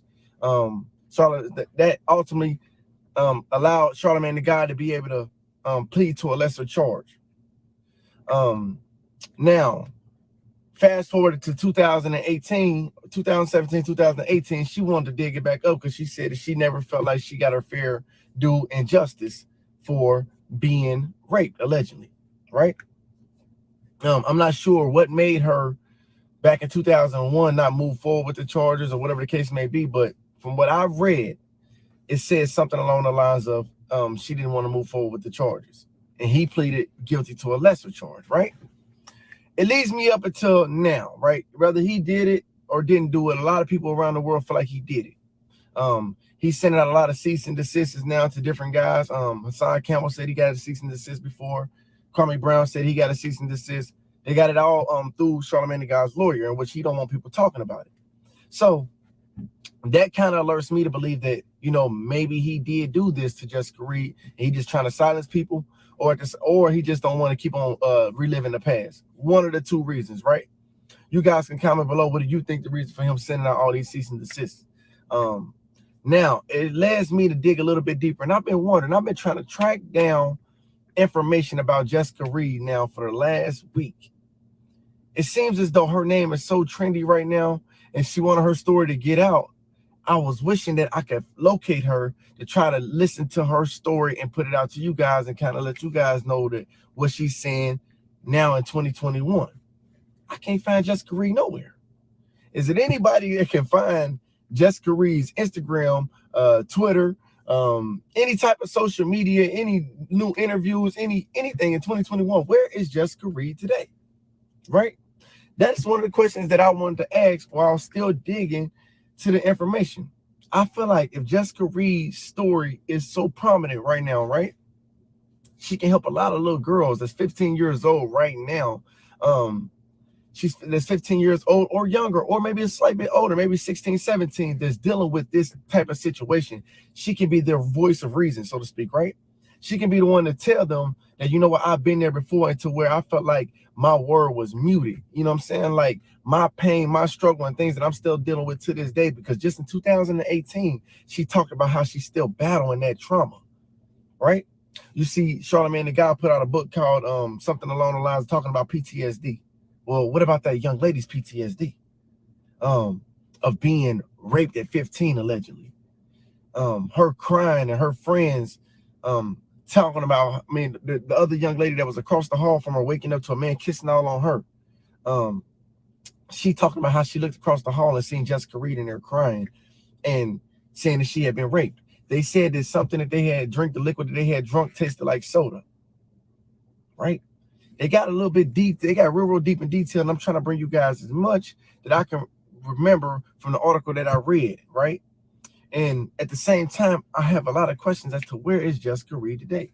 Why she's not out on the forefront? Why she's not on CNN? Why she's not on why she's not on whatever major platform you can think of? Why she's not on Oprah? Oprah is so quick, her and Gail are so quick to talk about the R. Kelly stories and different things like this. Why nobody has tracked down Jessica Reed? This is a side question that I have. Right now, I believe that Jessica Reed should be one of the most prominent voices that you're hearing right now. This story is everywhere, so trendy. A lot of young girls can learn from her situation. She can speak a lot of life and breathe a lot of life into these young ladies to understand that you don't just go with a man that's older than you. You don't just go with any man when you under the age of 18, under the age of 21. And even if you're above the age of 21, 25, 30, you still be cautious about taking a drink from a man. Be cautious about allowing a man to have complete control over your night. You riding with a man. You going to a party in which the man is taking you. You taking a liquid from a man. You drink it. Like, you have to be more protective of yourself. I believe that right now, Jessica Reed, if anyone can locate her, her voice should be so powerful right now. It's been a week. In the story, we know how things is. When it's trendy, everybody talks about it. When it died down, her voice will be muted again. In a sense, because nobody will be checking for Jessica Reed. So, if it's anybody to see this content right here that knows where Jessica Reed is today, tell her that I'm begging her. Go speak or create you a platform right now. Her YouTube should be blown up like Kwame Brown's. You know, her words should be heard on Oprah. Her words should be heard on, you know, all these major platforms, you know, the Dr. Phil's of the world, different things like that, in which people should be hearing from Jessica Reed. Like if you agree with me. Subscribe if you haven't already.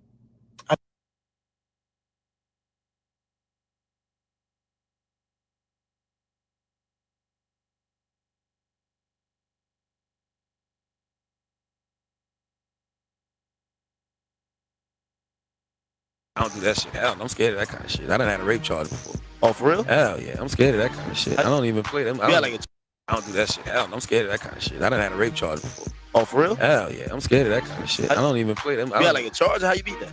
Because I didn't do it. It was a criminal sexual conduct with a minor charge. That means you would have to like register for this. Yeah, I was. Right? It was the year 2000, 2001. I think I was like 20. I was 20 years old. My cousin had just graduated from high school, and he had got a scholarship to Penn State University. And I had a party, and I had all of these chicks at a party. Like I was doing overnights I was working at Z93 then, so I had all these chicks there that I met through radio, and chicks that my dude had known. So I used to always see this chick with my dude. So I bought, I invited her to the party. So she was at the party and shit. She got drunk, high, whatever.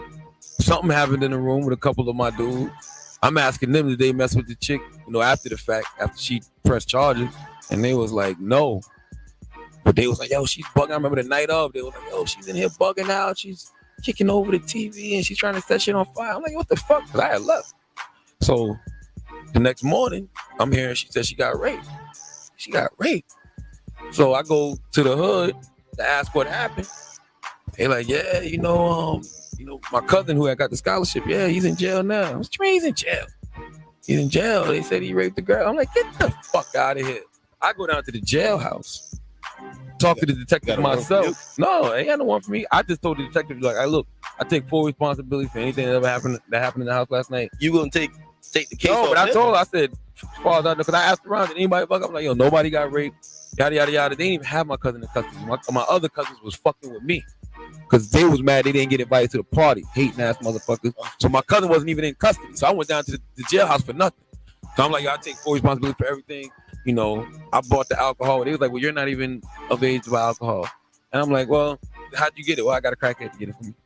Whatever. They went down there copping out pleas. Yeah. They had to do shit. Damn. So 2 weeks later, they come and arrest me for criminal sexual conduct with a minor. So I had to get blood and hair follicles. Oh, you going down there to initially explain it? They ain't had nobody else depending on. So being that I went down there and took full responsibility, lock him up. Did it get through? You got indicted on it and everything, or? Now I went to court. And they reduced the charges to like contributing to the delinquency of a minor because I had to give blood and all DNA samples, and it wasn't me. Whoever touched it wasn't me. So you didn't get no jail time over that? Nah, I got like probation, like 4 or 5 months probation or something like that. Man. Something like that's so. I mean, so that's the reason I don't play those games with females.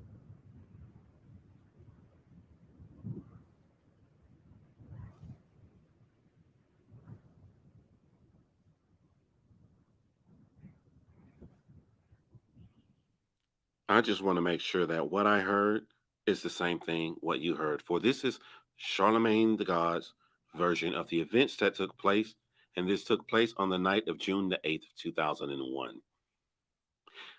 As I say this out loud, reconciling your brain, is this the same information you got from the video that we just watched? Charlamagne the God said that he threw a party and he bought alcohol at this party. He said that the person who said that she was sexually assaulted, he didn't know her, and that one of his dudes knew her, and he saw her and he asked her to come to the party. So right there, he's saying that he asked her to come to that party. What you guys don't know from the video is that this was a 15-year-old girl. Now, correct me if I'm wrong, but in that video, Charlamagne, you know what? I'm gonna wait and go in order. Let me make sure, is there anything else before I even state the revelation of a first lie he already told? He said that he knew a girl from his dude and he invited her to come to a party. He said that she was smoking and she was drinking, and he said that she went away with some guys or whatever, but he left the party. He said he came back, he heard that she was screaming, she was yelling, she was hollering and everything. And then the next day he heard that she said that she was sexually assaulted. He said that he asked some people, did they know what happened, or did anyone do anything to the girl? So he's alleging that he never had intercourse with her. He's also alleging that no one did. He said that when he asked some guys, they told him that his cousin did it. So he decided to go to the police station to take blame, even though people all said that nothing happened. So he just went on his own to take blame. That's what he wants to get you to see in your mind, that he's a great guy. He's going to voluntarily go down to the police department. Only the paperwork says something different. The police report said that she filed the police report early the morning of June 9th, 2001. This is the morning after the alleged assault that happened at a party late night. Actually, you're going to hear in this story that the assault happened all night, leading until the morning. But before we get to that, here is the first concrete lie that Charlamagne the God said in that video. Charlamagne the God said that he told the police he's responsible because he bought the alcohol, and the police said to him, how could you buy alcohol? You're only 20 years old. This happened June 8th of 2001. On June the 8th of 2001, I was 21 years old. Charlamagne is 2 years older than me. Charlamagne was born June the 29th. This means that Charlamagne the God was 22 years old, and in just 21 short days, he would have been 23 years old. Why would a man almost 23 years old say twice in his story? The first time he told DJ Academics, I think I was 20 or something. And then he came back into his version of events and clarified that law enforcement also said, how can you buy alcohol when you're too young, when he could almost buy alcohol for 2 whole years? Why would he state a lie like that? But to keep going with his versions of events, they took DNA from him. They took blood, they took hair, they took all of this stuff. Well, on the paperwork I have, it shows that no blood was taken. It shows that no saliva was taken. Only thing it's showing that was taken was fingernail clippings. That's it. Now, if they took fingernail clippings from Charlamagne the God, and in this video he's alleging that he didn't do anything and no one did anything to the victim, then this helps them, correct? Now,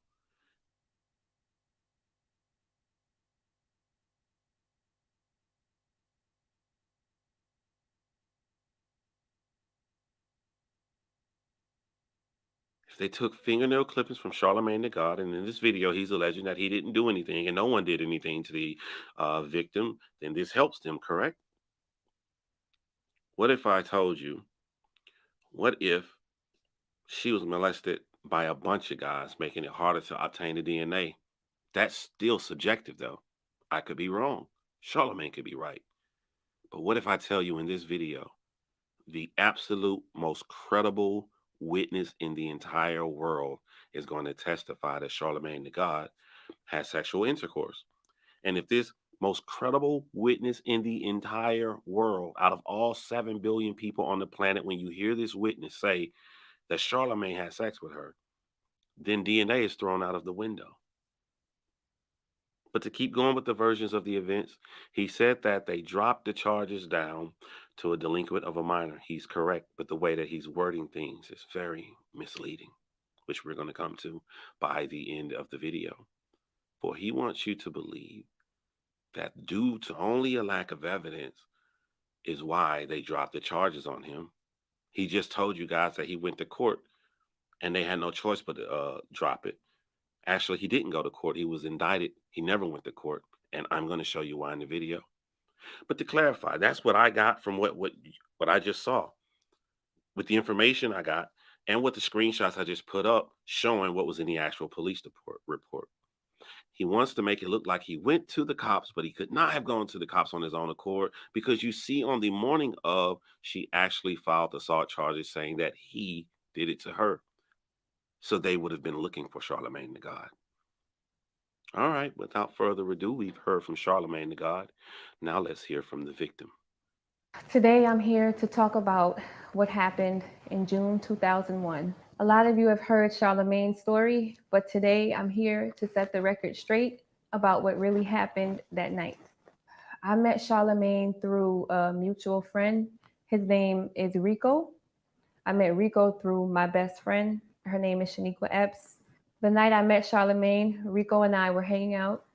He told me he had some business to take care of and he had to stop by the radio station, Z93.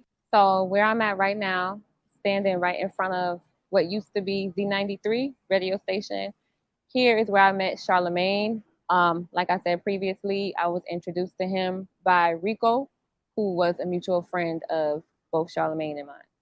Charlamagne worked at the time as a radio DJ. He introduced us. Rico introduced Charlamagne and I sat down. Rico and Charlamagne were discussing music. I kind of sat back while they talked. We left the station, and about 2 days later, Charlamagne called me. I'm not sure how he got my number because I didn't give it to him, but I'm assuming that Rico gave him my number. At the time I met Charlamagne, I was 15 years old. He told me he was 20. Just finding out recently, he was actually 22 years old at the time. Our relationship was strictly platonic. We were friends and only friends.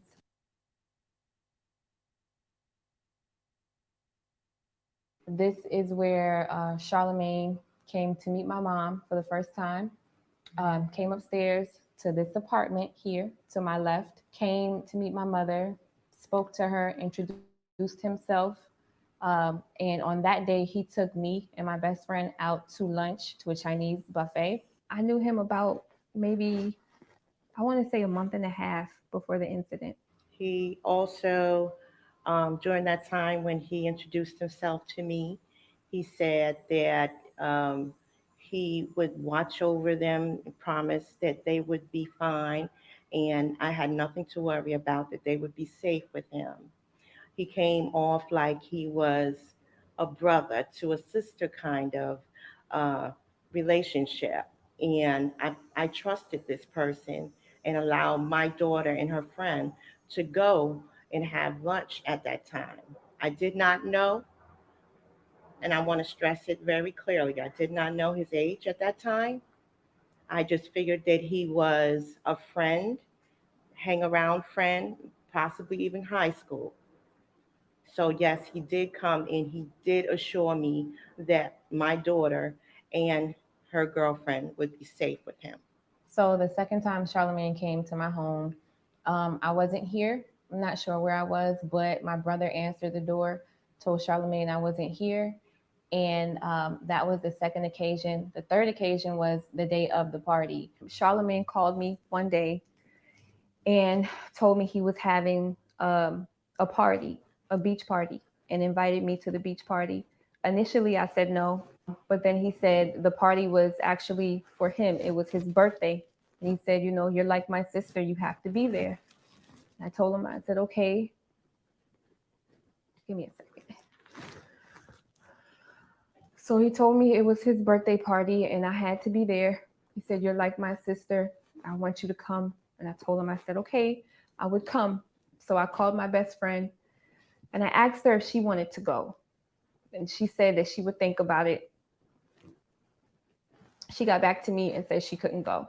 So I asked my brother's girlfriend at the time, her name is Malika Joyner, and she said that she would go with me. Or the day of the party, I got a call from Charlamagne and asked if we were ready. And we told him yes. So he came to pick us up. There were two vehicles. It was a Yukon and I believe it was a Talon, if I'm not mistaken, a sports car. He had a few guys with him, and one of those guys was a cousin of his by the name of Kenta Palmer. Kenta Palmer was the one driving the sports vehicle. Prior to this day, I had never met Kenta or any of the guys who came to pick us up. I just assumed they were friends and family of his because he was having this alleged birthday party. There were a few guys in the truck and one guy in the sports car. They picked us up late afternoon. Malika and I got into the vehicles. We left. From there, we went to his father's house. Once we got there, I met his father. And there was a few other people there, which I believe were his family members. And they were sitting in there watching TV. We sat there for a while. We left his parents' house and got into the vehicles and drove to, I believe it was a gas station. At the gas station, Malika called my mom to check in to let her know we were okay. I believe Charlamagne and someone else got out and went inside the gas station, came back into the vehicles, and then we drove to the villa. Once we got there, went inside.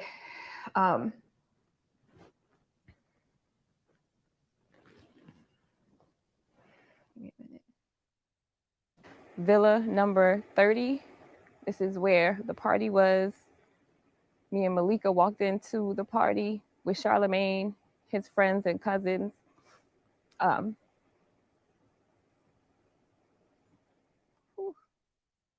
do not want to tell that story again. I don't even want to do bits and pieces of it. Fucking over it.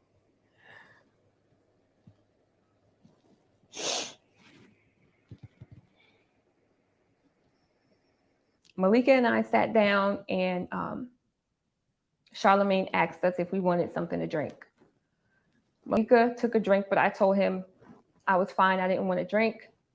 But it's like he kept pressuring me to drink. He was like,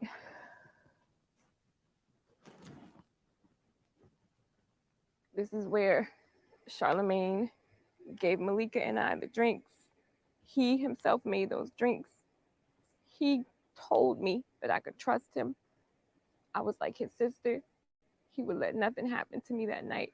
He repeatedly asked me over and over and over if I wanted to drink. And even after telling him no several times, he still pressured me. I finally took a drink. Now, mind you, I'm 15 years old. I'm a child. I'm a minor. I'm being pressured into drinking by someone who I thought I could trust. I let my guards down. And I said, you know what? This is my friend. He won't let anything happen to me. And he betrayed me. He allowed his friends or cousins or whoever those guys were to take advantage of me. And he himself took advantage of me as well. He brought me here and left me here.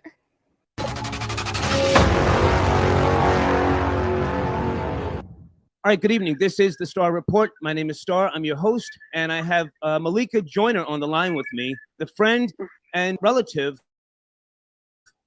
of Jim Reed, who was indeed raped in 2001 in South Carolina at a party where Leonard McKelvey, also known as Charlamagne, did take a plea to contributing to the delinquency of a minor. But Malika, you have come forward, you contacted me, and you want to tell what you saw? I mean, let's just get right to it. What did you see that well, okay, we can get right to it. We were offered drinks. There was something in the drink. He went in the kitchen, made a drink for me. I took the drink and I sat next to Malika and I was drinking my drink and she was just about done with hers. She just, out of the blue, started throwing up. And the funny thing about it was, after she was throwing up, he kept asking her or trying to give her more drinks. And she was like, I can't drink anymore. Because I didn't know who he was, on the radio. That was my first time ever meeting him. I was introduced through Jessica. I knew nothing about him. I was basically going there. She asked me if I would like to go with her. So I said, yeah, I'll go with you, right.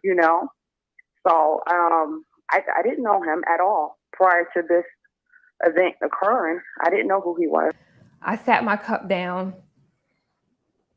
and I just said, okay, I started feeling weird. And I said, okay, I'm going to go to the bathroom. This is what I told myself. And when I got up to go to the bathroom, I fell to the floor. I couldn't move my legs. I couldn't move my arms. It's like I had no control over my limbs. I could see and I could hear, but I couldn't move. So I heard the guys in the back and they were laughing and Charlamagne was laughing. And he told me to take me upstairs. Taken upstairs.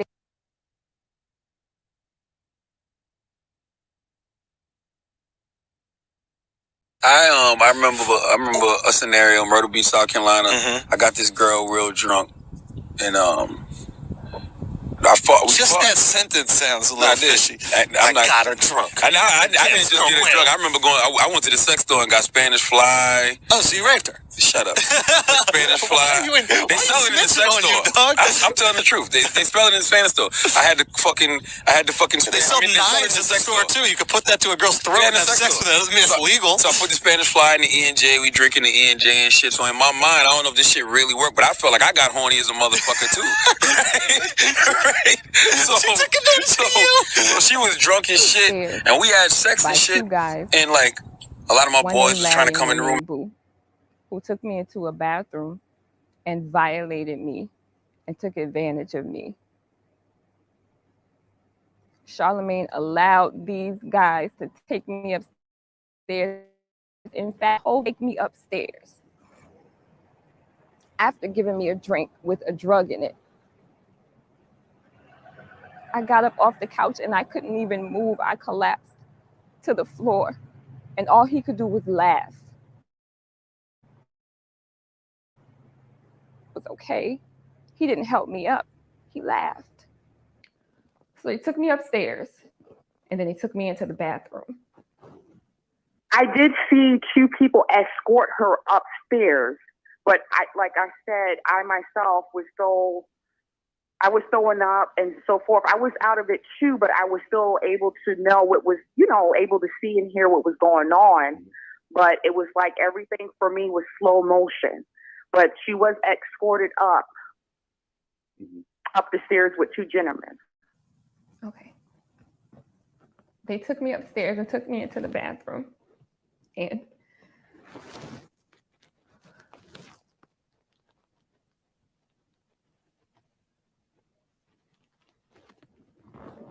I don't know.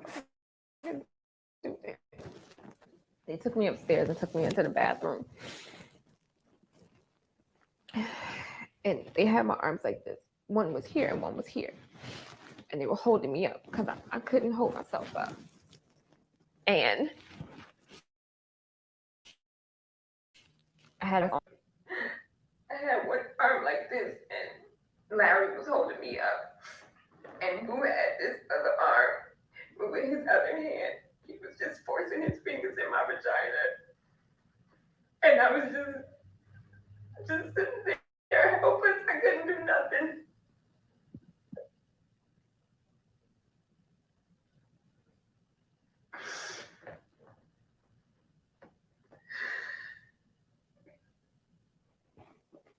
I cannot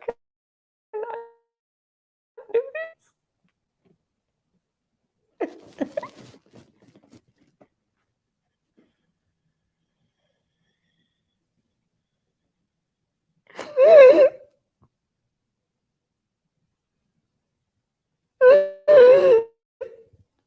At any point were you in the room together with Jessica when she was being raped, or were you in another room and you came in? How did that play out?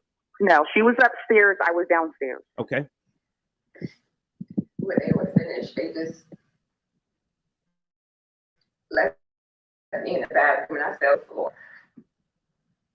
And I was just laying on the floor crying. I was just laying there. And then somebody came to the bathroom, picked me up, and put me in the bedroom.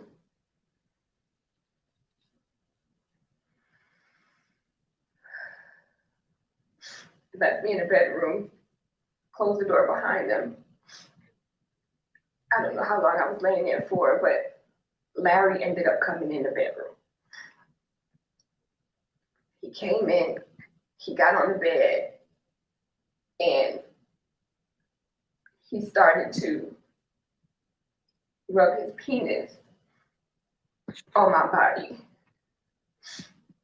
And all I could do at the time was just try to roll around on the bed. And I was rolling until I eventually fell off the bed.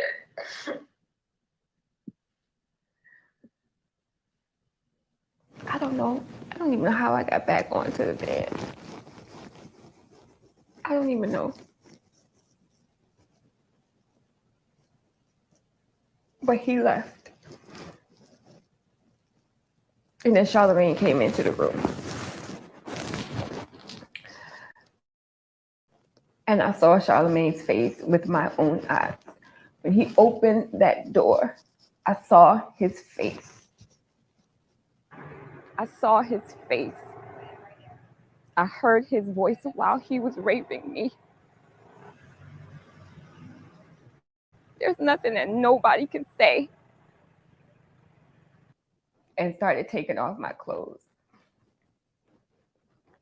And started talking to me in the process.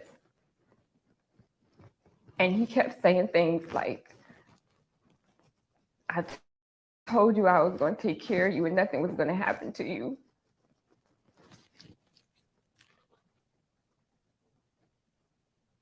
But because I was throwing up, I was still coherent. I was still able to, I was still aware of my surroundings. So he couldn't really, he gave up with me, he was kissing on me, trying to unbutton my shirt. I was determined, that was not going to happen.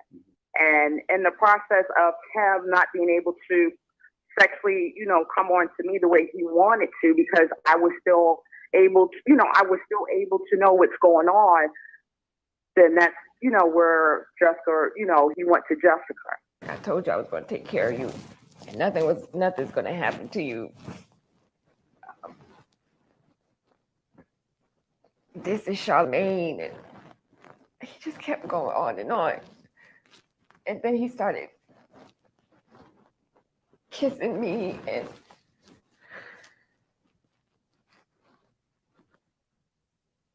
he started kissing me. The whole time he's doing all of these things, I was there crying.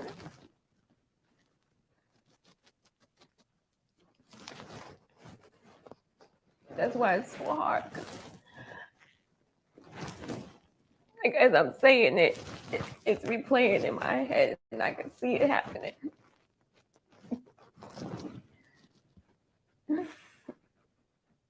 He was kissing me everywhere.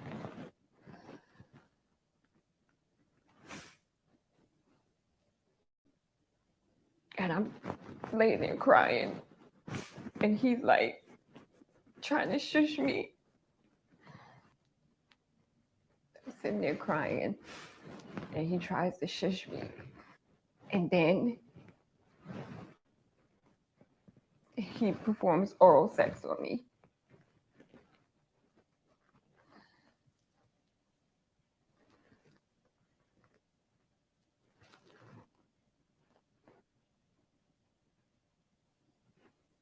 And then he rapes me. And I was trying to move, but I don't know, he was heavy. And it was like nothing I could do. I was downstairs when Jessica went upstairs to the bathroom, and she was gone quite a while. At that time, I was throwing up and so forth, so it took me quite a bit of time to get to her. But what made me get up to get to her, just pay attention, people. Not for nothing reason I got this on the screen. I just want y'all to see how, like, they didn't even test. It say they didn't even perform a blood analysis on him, a saliva. You know what I mean? They didn't even do it. Wow. This is crazy. even that she was gone for so long, but I heard yelling and screaming, a lot of noise, and like something wasn't right. So that's what made me get up to go find Jessica. And in the process of me finding Jessica, I did see Charlamagne on top of Jessica. I did see Charlamagne on top of Jessica. I did see Charlamagne on top of Jessica. And Jessica was very hysterical. Oh gosh, it was horrible. I was laying on the bed with no clothes on, and I remember somebody opening the door. Okay, so you went upstairs and you had to push your way into the room, or the door was open? What? No, the door was closed. It was not open whatsoever. I had to literally get in I don't know how, but I mustered up the energy to get in that room. Okay. And like I said, I did see Charlamagne on top of Jessica. And in the process, because it was more of a shock, like, how did she get in here? You know, he jumped off her and proceed to run out. Mm-hmm. So when you came into the room and you claimed that you... Jessica was hysterical. She was yelling and screaming. I'm trying to figure out, you know, I'm just in shock because I couldn't believe what I saw. Mm-hmm. Like, I was really like, oh my gosh, you know, like... She was, and I'm trying to calm her down and just be there for her. And she had no clothes on. It was horrible. You know, she was yelling, screaming, saying they raped me, they touched me, you know, and it was, wow, it was a lot to take on. So when you came into the room, did you see, I'm sorry, when you came into the room, did you see Charlamagne's pants down or did you see him naked? What was... His pants was down. Yes, his pants was down. When he jumped up, he pulled everything up. Okay. And ran out the room. And then Malika staggered in and she was asking me where my clothes were. And I told her I didn't know. I told her I didn't know where they were. And then, I don't know, it was weird.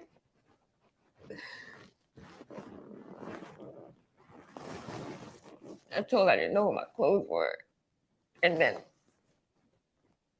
Larry. No, excuse me. I told her I didn't know what my clothes were. And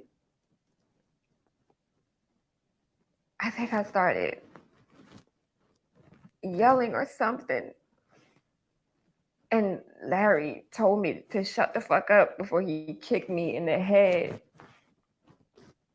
And I was like, where's my clothes? Where's my clothes? Where's my clothes? And he said, Larry said, ain't nobody do nothing to you. You just acting crazy for no reason. And I just kept saying, where's my clothes? Where's my clothes? I just started screaming. And then when I started screaming, everybody ran. Everybody left. Everybody left. I wasn't in any shape to call the police or speak to the police. I don't know how they were called. I know Malika and I ended up downstairs outside of the villa in the front, and we were just sitting out there in the dark. And then a black car pulled up and asked us if we were okay. And if I'm not mistaken, I think either he called or Malika called. I'm not sure who called the police, but someone called the police because we went to the hospital that night. I'm the one that called her mother, her brother. We got the EMS out there. You know, I was the one that was there with her, so she wasn't by herself. So right now we're at Somerville Medical Center. After the incident took place at the villa, the emergency room picked up me and Malika, and this is where they brought us. When I arrived here, my mother was here, my brother was here, and also a friend of the family who was actually the chaplain that night. Her name is Betty Broomfield. They were here. Early morning, I received a phone call, and I could hear Jessica screaming in the background. Malika talked on the phone, and she didn't know exactly where they were.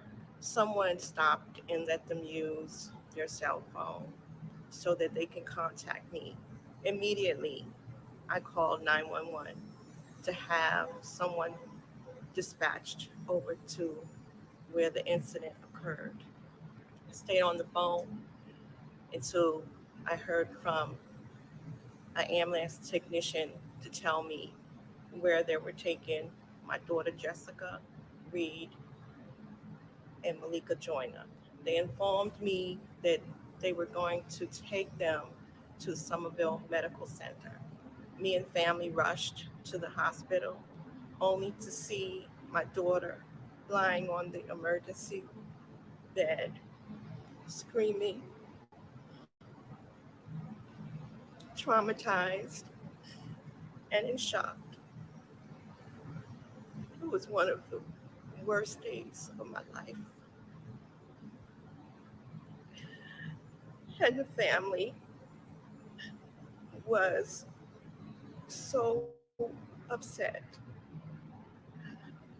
to see her in that type of position. Charlamagne did not come to the hospital. Charlamagne did not call me the day after. I had never heard from Charlamagne again after that night. And he's the one who invited me to the party. He's the one who took me to the party. And he left me there. If you're so innocent and you didn't do anything, why didn't you pick up the phone and call somebody? Why didn't you ask, hey, is Jessica okay? You brought me to that party. You never picked up the phone to call. You never stopped by my house to check on me because you knew you were guilty. You knew what you had done.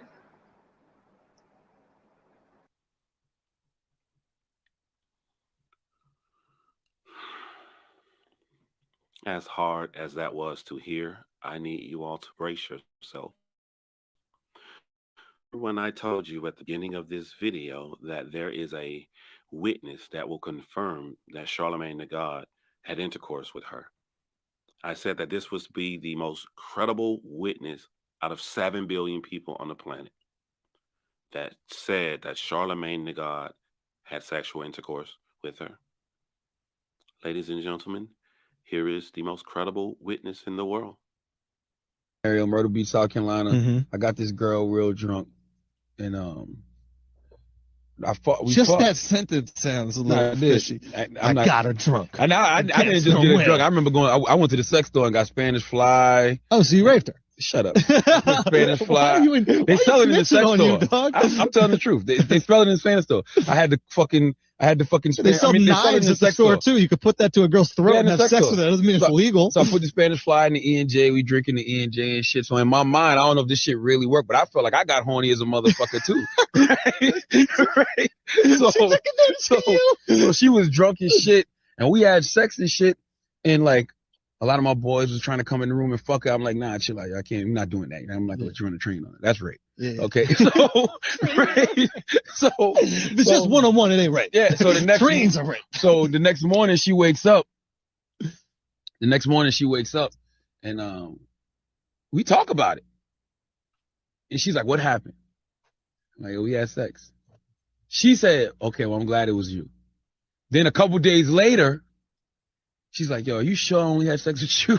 Because one of my stupid ass cousins was going around saying he fucked her, which he didn't. I know for a fact he didn't. I was there the whole time. Yeah. He did not fuck her. Yeah. He looked at her naked, but he didn't fuck her. Right? So I'm telling her, no, me and you just had sex. Nobody else did nothing. So it just was weird that she was like, "Well, I'm just glad it was you." You know what I'm saying? Because in my mind, I'm like, yo, you could have been in a real bad situation if it was another motherfucker there. Compliment, man. A girl just said, "Yo, at least you raped me." I didn't rape her. I did not rape her. Hey, if it was any of your cousins or friends, it would have been rape. But I didn't rape her because me and her had every intention of having sex with each other. So then why would you put the Spanish Fly? I'm still a freaky motherfucker, but listen, was she passed out while you fucked her? Nah, she wasn't like. She was like one of those drunks where she was one of those drunks where like she was like she wasn't coherent, but she was up. You know when your girls is like when you're blacked out like that, don't know what the fuck's going on type shit. Like she was up.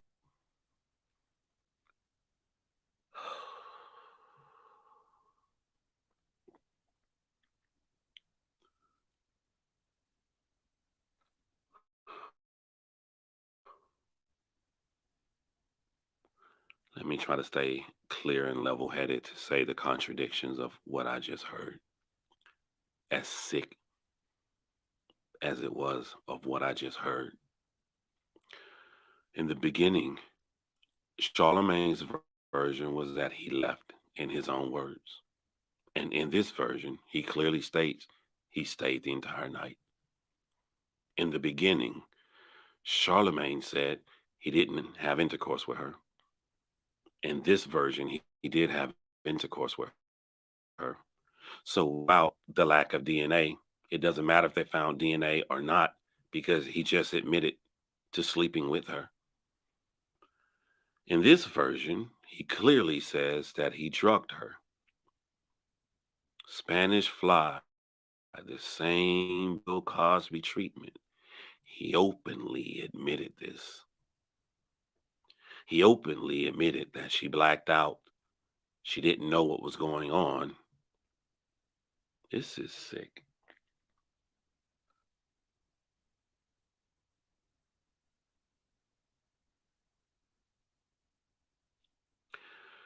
And in this second version, he says that it's consensual, even though that legally makes it non-consensual.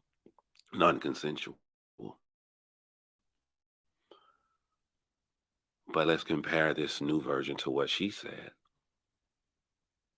She said that she immediately was screaming. In the first version, he said that she was screaming. Her friend that was a witness said that she was screaming. The police report was filed early morning on June 9th.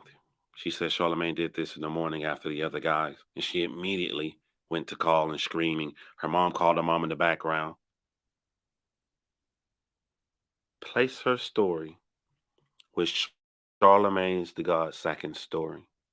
We don't have to worry about him thinking it's consensual because we know the laws of the United States.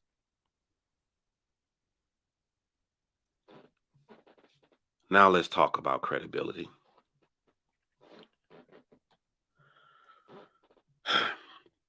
The credibility of Charlamagne that you're listening to is the same man that said that he sexually assaulted his wife. And I'm going to read to you verbatim what he said about attacking his wife in a similar manner.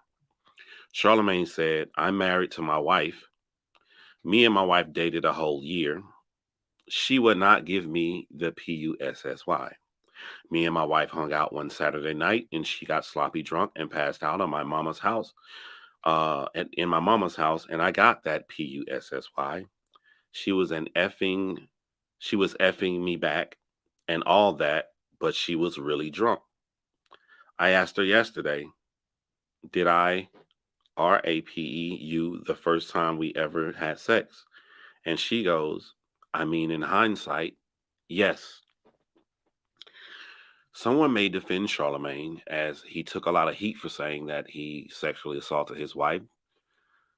Being that it's his wife now, she wants to take up for her husband. She called the radio show and she said, I wasn't all the way incoherent. I mean, I was throwing it back, such as he said here. She's taken up for her husband and said that they did it again the next morning. I'm quite sure they did it a billion times after that. They're married. But let's talk about Charlamagne's the God brain. She's saying, his wife, that she was coherent enough that it wasn't to take up for him.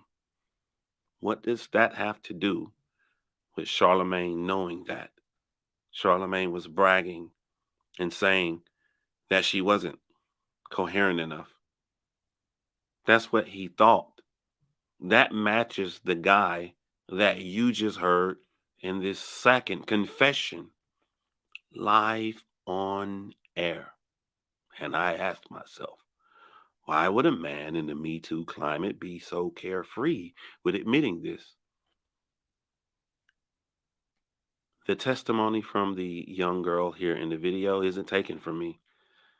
The full documentary will be below. Make sure you go check that out and give him credit because he tried everything in 2018 to expose Charlamagne the God. And I want to say 2018 because look what was happening back then in the Me Too movement. How did Charlamagne the God escape during the time of Harvey Weinstein going down, Bill Cosby going down? Krista Ilya didn't even make it to the point of what Charlamagne allegedly did. We were afraid that he would. With inboxing young girls, and Christy Ilya lost his agent, lost his entire career, had to go away, couldn't do podcasts. And the whole time he did this, Charlamagne the God went on a podcast to brag to the world about drugging someone. and sleeping with them. And he made sure to tell you all that she was incoherent. 2018 in the Me Too movement, he didn't even get a slap on the wrist. The guy that went on Ellen DeGeneres to promote his book, went on all the late night talk shows, friends with all the celebrities, the NBA players. I mean, Hot 97, I apologize. The Breakfast Club, I think there's 107.1. Correct me if I'm wrong on those numbers, but that is the #1 hip hop show in New York City, the Mecca where hip hop was supposed to be born. That's a huge deal. That show is #1, even with the talent of Angela Yee and the talent of DJ Envy. It is #1 because of Charlamagne the God's presence, who has always made women feel uncomfortable on that show since the beginning, saying really crazy things to them. You're so stupid. Something wrong with you. This would be new. Right, thank you. Don't make it relapse. Look, you stupid. Really? Don't worry about Can you get my face? Look at this. Look at this. I'm focused on my business, and until somebody comes along that, is really worth my time, then You didn't bring none of the lingerie with you? do you want some? No, I just wanna see They what it have looks men like. stuff. I have men stuff too. Man. Okay. You got the panties on there? No. Okay. Is that a Go dress back to or your show? Bible, All Charlamagne. right, you're right. Now I sniffed your chair last time you was You're here. a sick person. I know. I did. You're a I couldn't sick help it. person. You're J-Lo. I just He definitely You did a needed to couple of know? times. I just had to know what it smelled like just a little bit. J-Lo just left.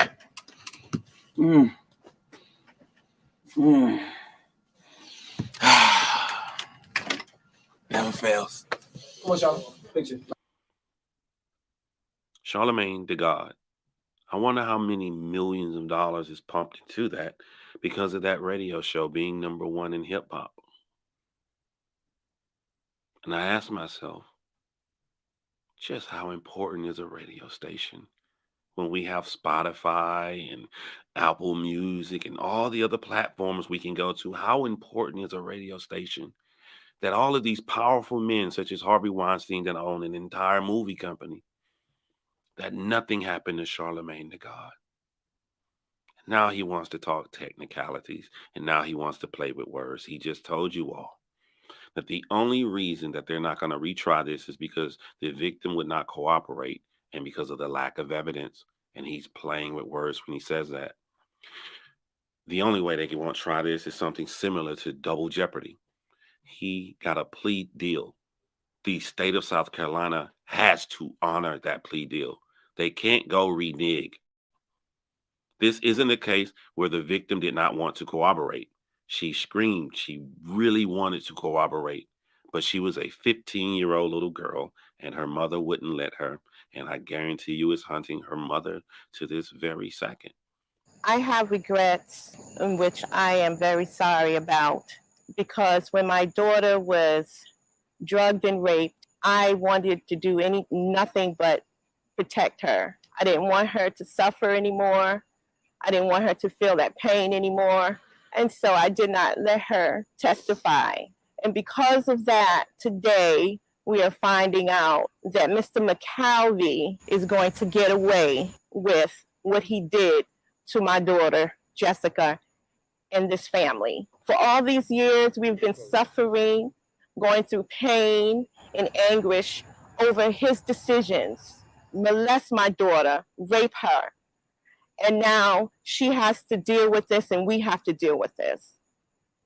And I'm so sorry that I didn't take the initiative then to persecute him for what he did to my daughter.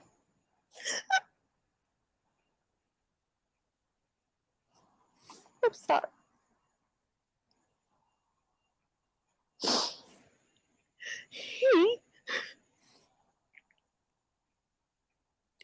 He came to our home and he acted as if he was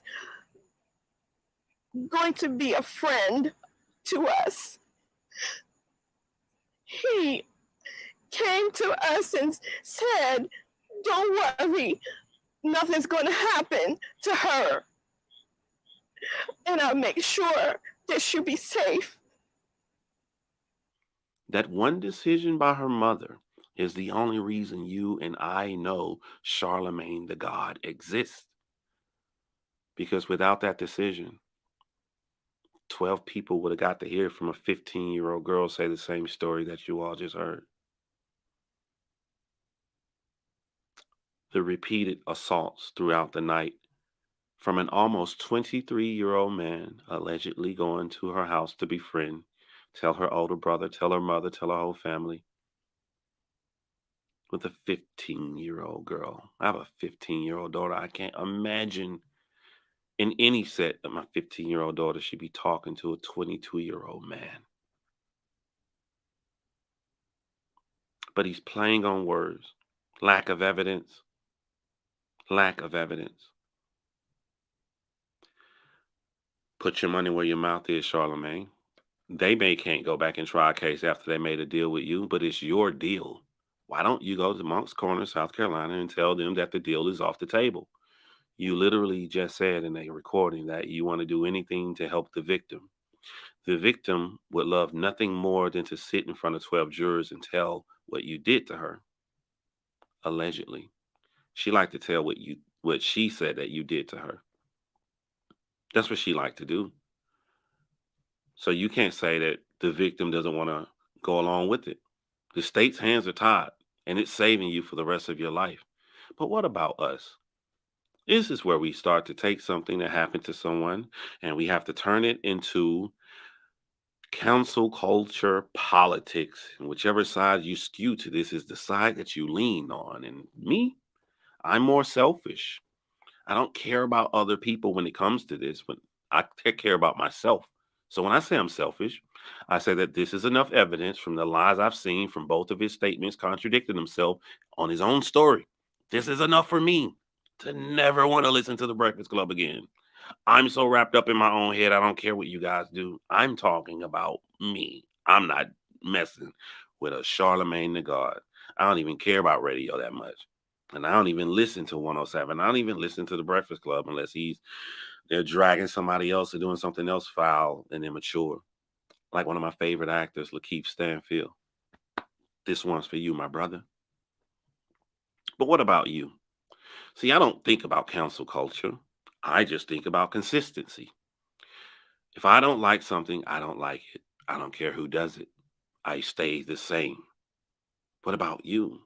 What about other people that never got the opportunity to be in Charlamagne the God's position because you guys hated them attempting to do that so much that you got rid of their asses? How consistent are you?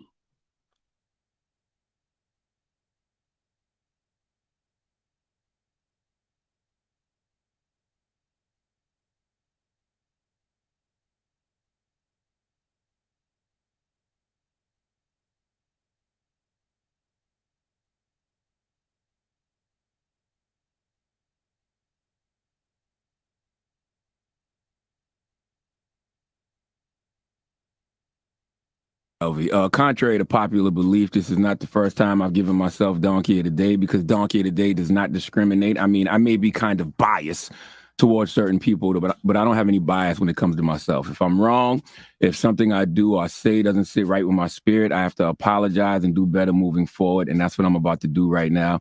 I want to apologize to Kwame Brown and Kwame Brown's family. I want to apologize to his father, Bill Brown, and the family of his father. See, last week on this radio, in my attempt to defend a Charleston, South Carolina-born brother like myself, I revealed too much information about that man's family. And even though all that stuff is public record, some things just don't need to be said on the radio, and they definitely don't need to be said by me. When I look back, on the way I communicated that, I communicated it all wrong. And I unintentionally triggered trauma in a lot of folks I grew up with, who I genuinely love. I'm sure I caused a lot of pain for not only Kwame Brown, but for his family, especially his family in my hometown of Moncks Corner, South Carolina. You know how I know? Because I spoke to a few of them. I've been on the phone this weekend with mothers of children and their children. Salute to Shaliba and her daughter, Brianda. I was on the phone with sisters like Wallet. Salute to Wallet. Oh, she cursed me out good.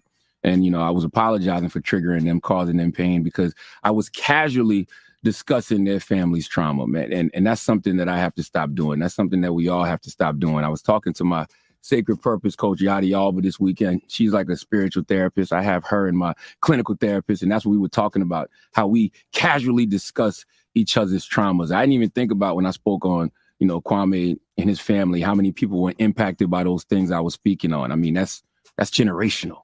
Okay, I caused pain and unintentionally poked at people's wounds. Okay, wounds that will probably never heal. And I can't take back those words, but I can't apologize. I think oftentimes we, meaning Black people, we fight each other with our demons, whether true or false, whatever is the worst thing we know about a person, or think we know about a person, we default to that. And that was not my intention. I was not in any way, shape, or form trying to paint Kwame in a negative light. Okay, that Black man is not my op.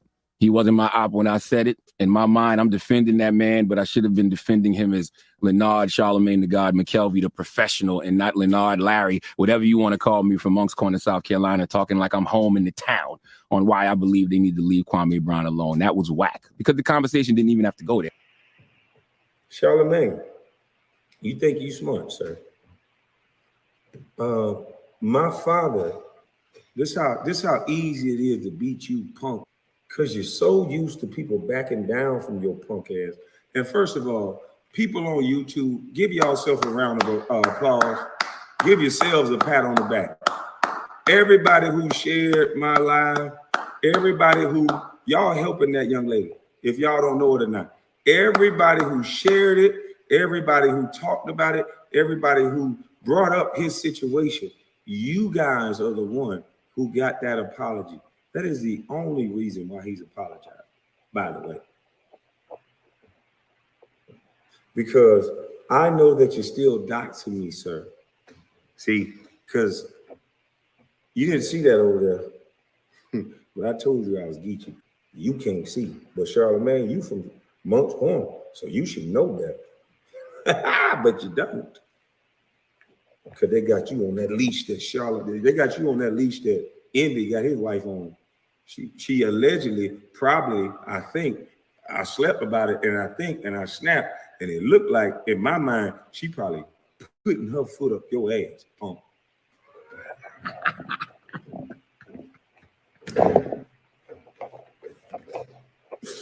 Woo! Now,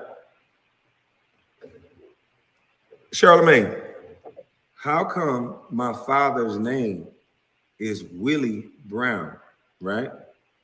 And you went on the podcast the first day and you said his actual name, Willie Brown, and his public records, and you said that.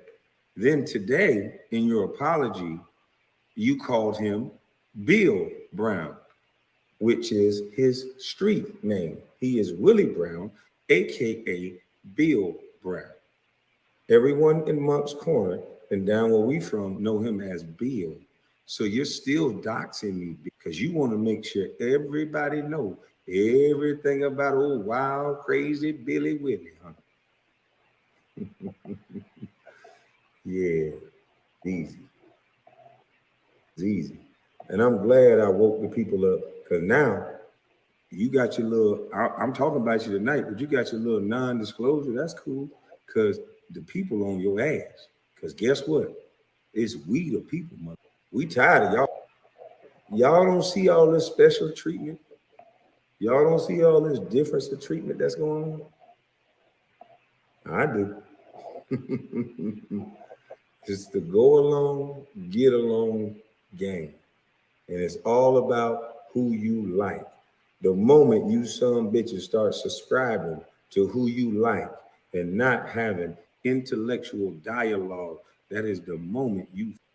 Now, why did it take a dumb bus, a sorry retarded bus, to be able to tell you that? When I could have told you maybe 20 years ago.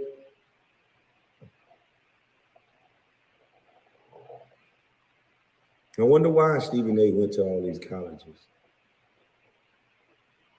I wonder why I haven't never heard of a #1 draft pick, and even my numbers are better than some of these other players, but I seem to be on a cycle loop for 20 years to make sure you guys don't listen to nothing that look like me. Why would you listen to a bus? It was kids laughing sometimes. My daughter asked me one day at elementary, Daddy, they say you a bus. How the hell my daughter 4? She talking about bus. And you say it's public records, but you never looked up those public records. So just one day you forgot. You said you forgot, and it just came to me. You thought about it the other day. Something just made you think about Kwame's daddy and public records on Kwame's daddy. And you had to go on White Daddy's show and say Kwame's daddy, his brother and his brother are murderers. And then all week, I'm moving with violence. Everybody Let me tell y'all something. Kwame's father in the 90s, I remember this story. He beat a woman with an axe handle. It was his girlfriend. And the rumor was he buried her alive. He buried her in the area that I grew up in, if I remember correctly. I've been trying to call my dad since yesterday to confirm the whole story because I literally forgot about this until yesterday. But the woman died and he got arrested. If he's still alive, he's in prison for life because he got caught because he left South Carolina after the murder and came back for his paycheck. Let me tell you something else. His other brother, I don't know if him and Kwame were close, but his other brother shot his baby mama several times and then killed himself. That was like in 2008. And his other brother, Kwame's other brother, just went to jail for murder like 3 years ago. All of this you can Google. I'm saying all that to say, leave Kwame alone. That man has been quiet for 20 years. He don't bother nobody. Clearly all that, all that he's a bust stuff gets to him, and you don't know what people are going through or have been through, but I've seen folks snap for less, and it looks like, Kwame is snapping. And if you look at the history of men in his family, you would know his men in his family have a history of snapping. You was helping me in your story. And as you tell the gory details of this murders and all these men, first of all, you say my little brother is in prison for life for a murder that he did 3 years ago, and my little brother at work. I can call him right now.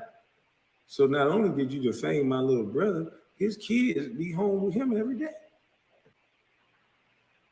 That's the brother I was raised up with. You saying you know my sister well, that bitch don't know me. You never see me a day in your life. I wasn't raised up around Willette and her brother. But does that mean you get the right to say that bullshit? Yo, either I'm high right now or Kwame Brown reminded me of Cuddy from the movie Dead Presidents. Word. You know how we do. All right, let's get back to it. Jamil Hill, all the news stations, Rob Parker, and that Brouchard pencil face. Everybody's talking about how aggressive I am and violent I am. All the while, some light-skinned, pretty-haired bitch was offering me to his. Well, I said, you was joking. Still think they ain't doc to me? Charlamagne, you think you smart, sir? And then how you tied me into it, because I heard some lawyer from Atlanta who said, yeah, Kwame would lose a defamation of character lawsuit because he didn't really say nothing about Kwame. But anyway, Charlamagne the God. First and foremost, I think I'm not the one who deserves an apology. I kind of do, but the first person should not be me. It should be, in my opinion, from listening to this young lady talk on Star, her mother, and all of that, in my opinion, I don't know what happened in any case or anything like that. I would like to interview this young lady so she can get her story out. Because in my opinion, what I heard was a woman who was traumatized. And I don't know what happened. In my opinion, she is the one who deserves an apology. They mistaken my kindness for being humble. Monks, lions, and bears.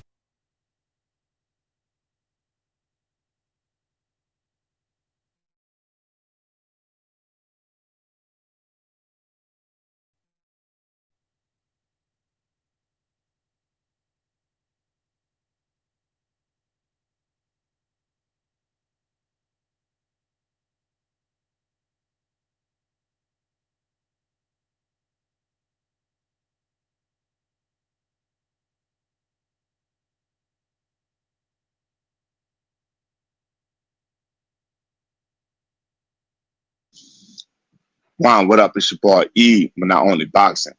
Bringing that toe-to-toe value that's undisputed in any industry. So the great Willie D, a man who I have a whole lot of admiration and respect for, his contributions to hip-hop and also the community as a whole. Willie D, don't take offense to this video, my brother, but I gotta bring something to your attention, my brother. And this is out of total respect and obeisance for your platform and you as a man, number one, and number two. But number three, you know,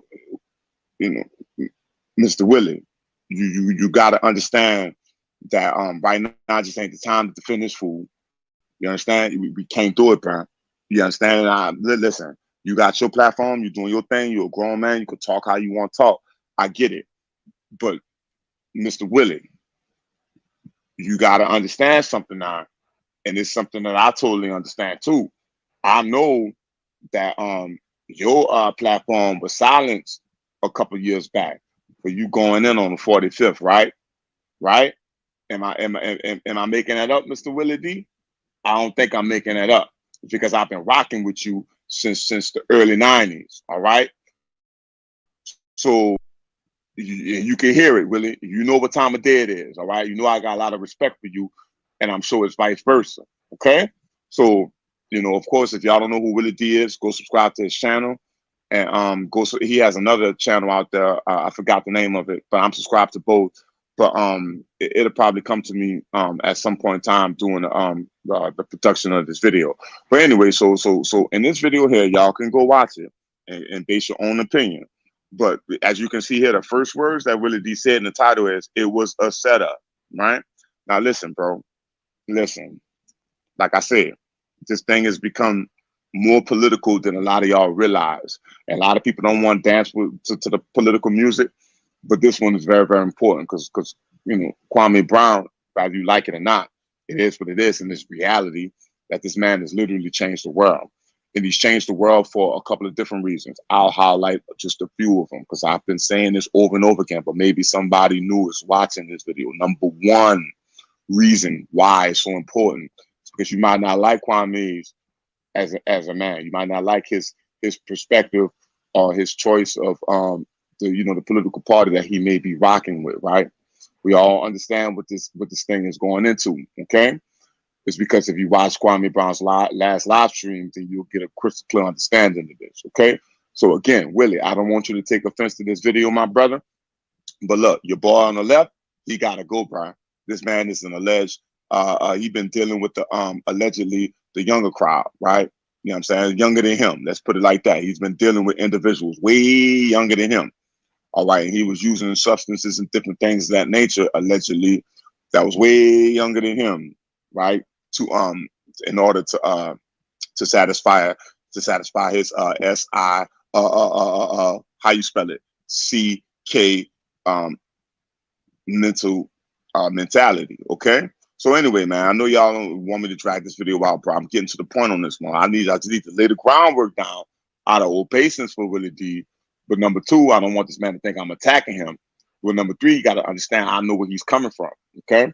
It's because if y'all view here, I don't see nothing about our brother, you know what I'm saying? Our brother Kwame, and he don't have to do this. He don't have to do this. Right? He probably got something about the mess, but our brother not touching on that one. But you want the first video, or maybe it's just, I don't know. Maybe he got something out here. I don't know. Y'all show me. Y'all show me. He going in on Casanova. He paying homage and respect to Paul Mooney. God bless his soul, and God bless the great Bushwick Bill soul, right? But I don't see going in on Lil Reese, which I did too, right? But you see what I'm saying here? This is going on a week now.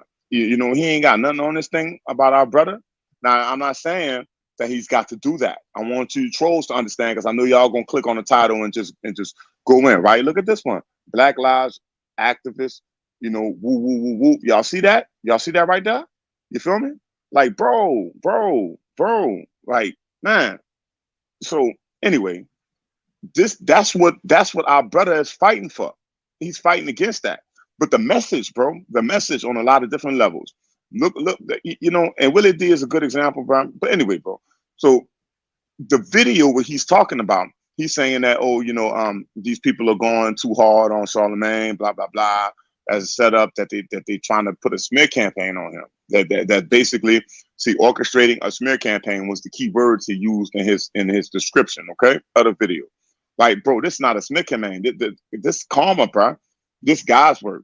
Come on now, Willie D. And then you said that this man, you know, that he's gone too far and that the enemy thing. Okay, that's your perspective. But when you look at this here, right? When you look at this here, right? Hold on, let me put y'all on game right quick.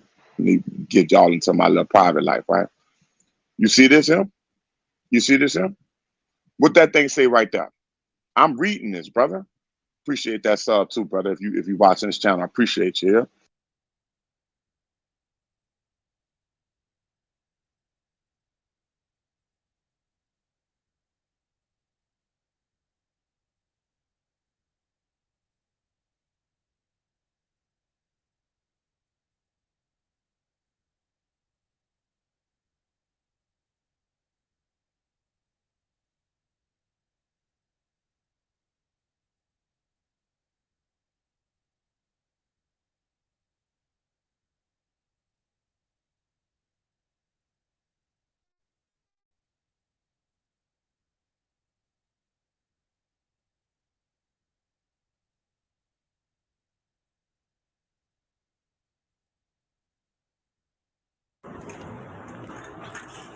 Yo, what's going on? I had to put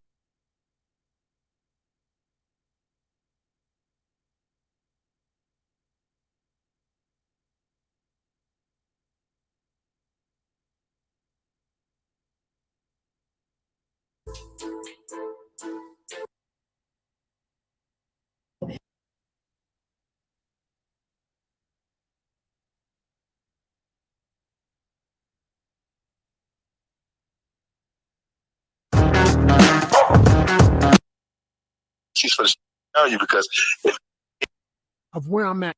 To say whatever I want to say, but just so y'all can know who I'm. me really hard because I had a sloppy publicist at the time, Danny. He's sloppy fat. When I don't know what he did, but he leaked the whole thing and kind of blew it up. But he know I did. He know I made a phone call and put the gas on. Okay, I have a very I despise this look. I feel like I'm the only take him out because I brought him in. What makes you a nasty creep?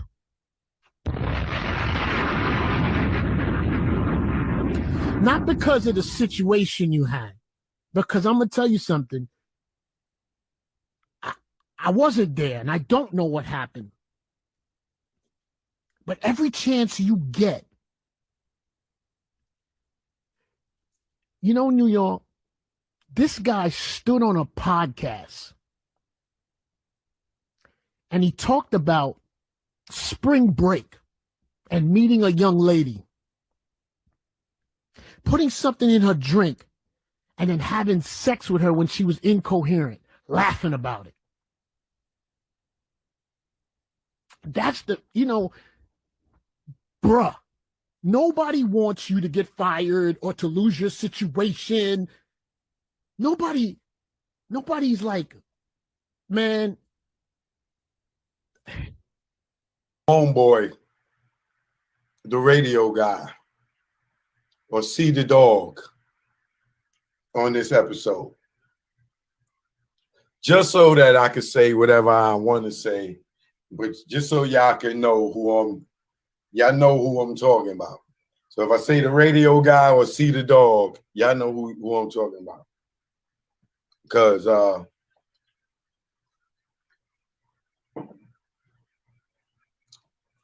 it's much easier when you don't say clowns' names, right? Yeah, we about to give them some of Mama's cooking. You know, I'm Chef Curry with the pot. You know what I'm saying? I got all my mama recipes. Don't mess with my mama, son. Don't you mess with Flo, son. Shout out to Kwame Brown. Oh, you messing with my mother's baby right now, nigga. You messing with her little project baby. God damn it. Oh, yeah. You don't want none of my mama mac and cheese, nigga. It put you to sleep. My mama mac and cheese will put you to sleep. Does not discriminate. I mean, I may be kind of biased towards certain people, but I don't have any bias when it comes to myself. If I'm wrong, if something I do or say doesn't sit right with my spirit, I have to apologize and do better moving forward. And that's what I'm about to do right now. I want to apologize to Kwame Brown and Kwame Brown's family.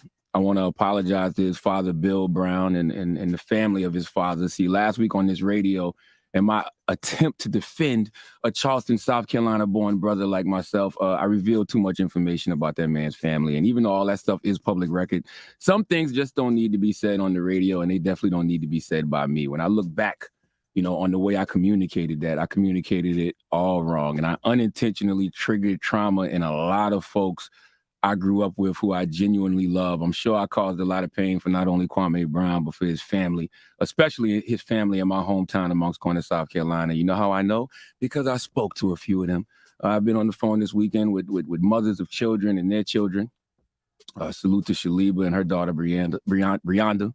I was on the phone with sisters like Wallette. Salute to Wallette. Oh, she cursed me out good. And, I was apologizing for triggering them, causing them pain, because I was casually discussing their family's trauma, man. And that's something that I have to stop doing. That's something that we all have to stop doing. I was talking to my Sacred Purpose coach, Yadi Alba, this weekend. She's like a spiritual therapist. I have her and my clinical therapist, and that's what we were talking about, how we casually discuss each other's traumas. I didn't even think about when I spoke on, Kwame and his family, how many people were impacted by those things I was speaking on. I mean, that's generational. Okay, I caused pain and unintentionally poked at people's wounds. Okay, wounds that will probably never heal. And I can't take back those words, but I can apologize. I think oftentimes we, meaning Black people, we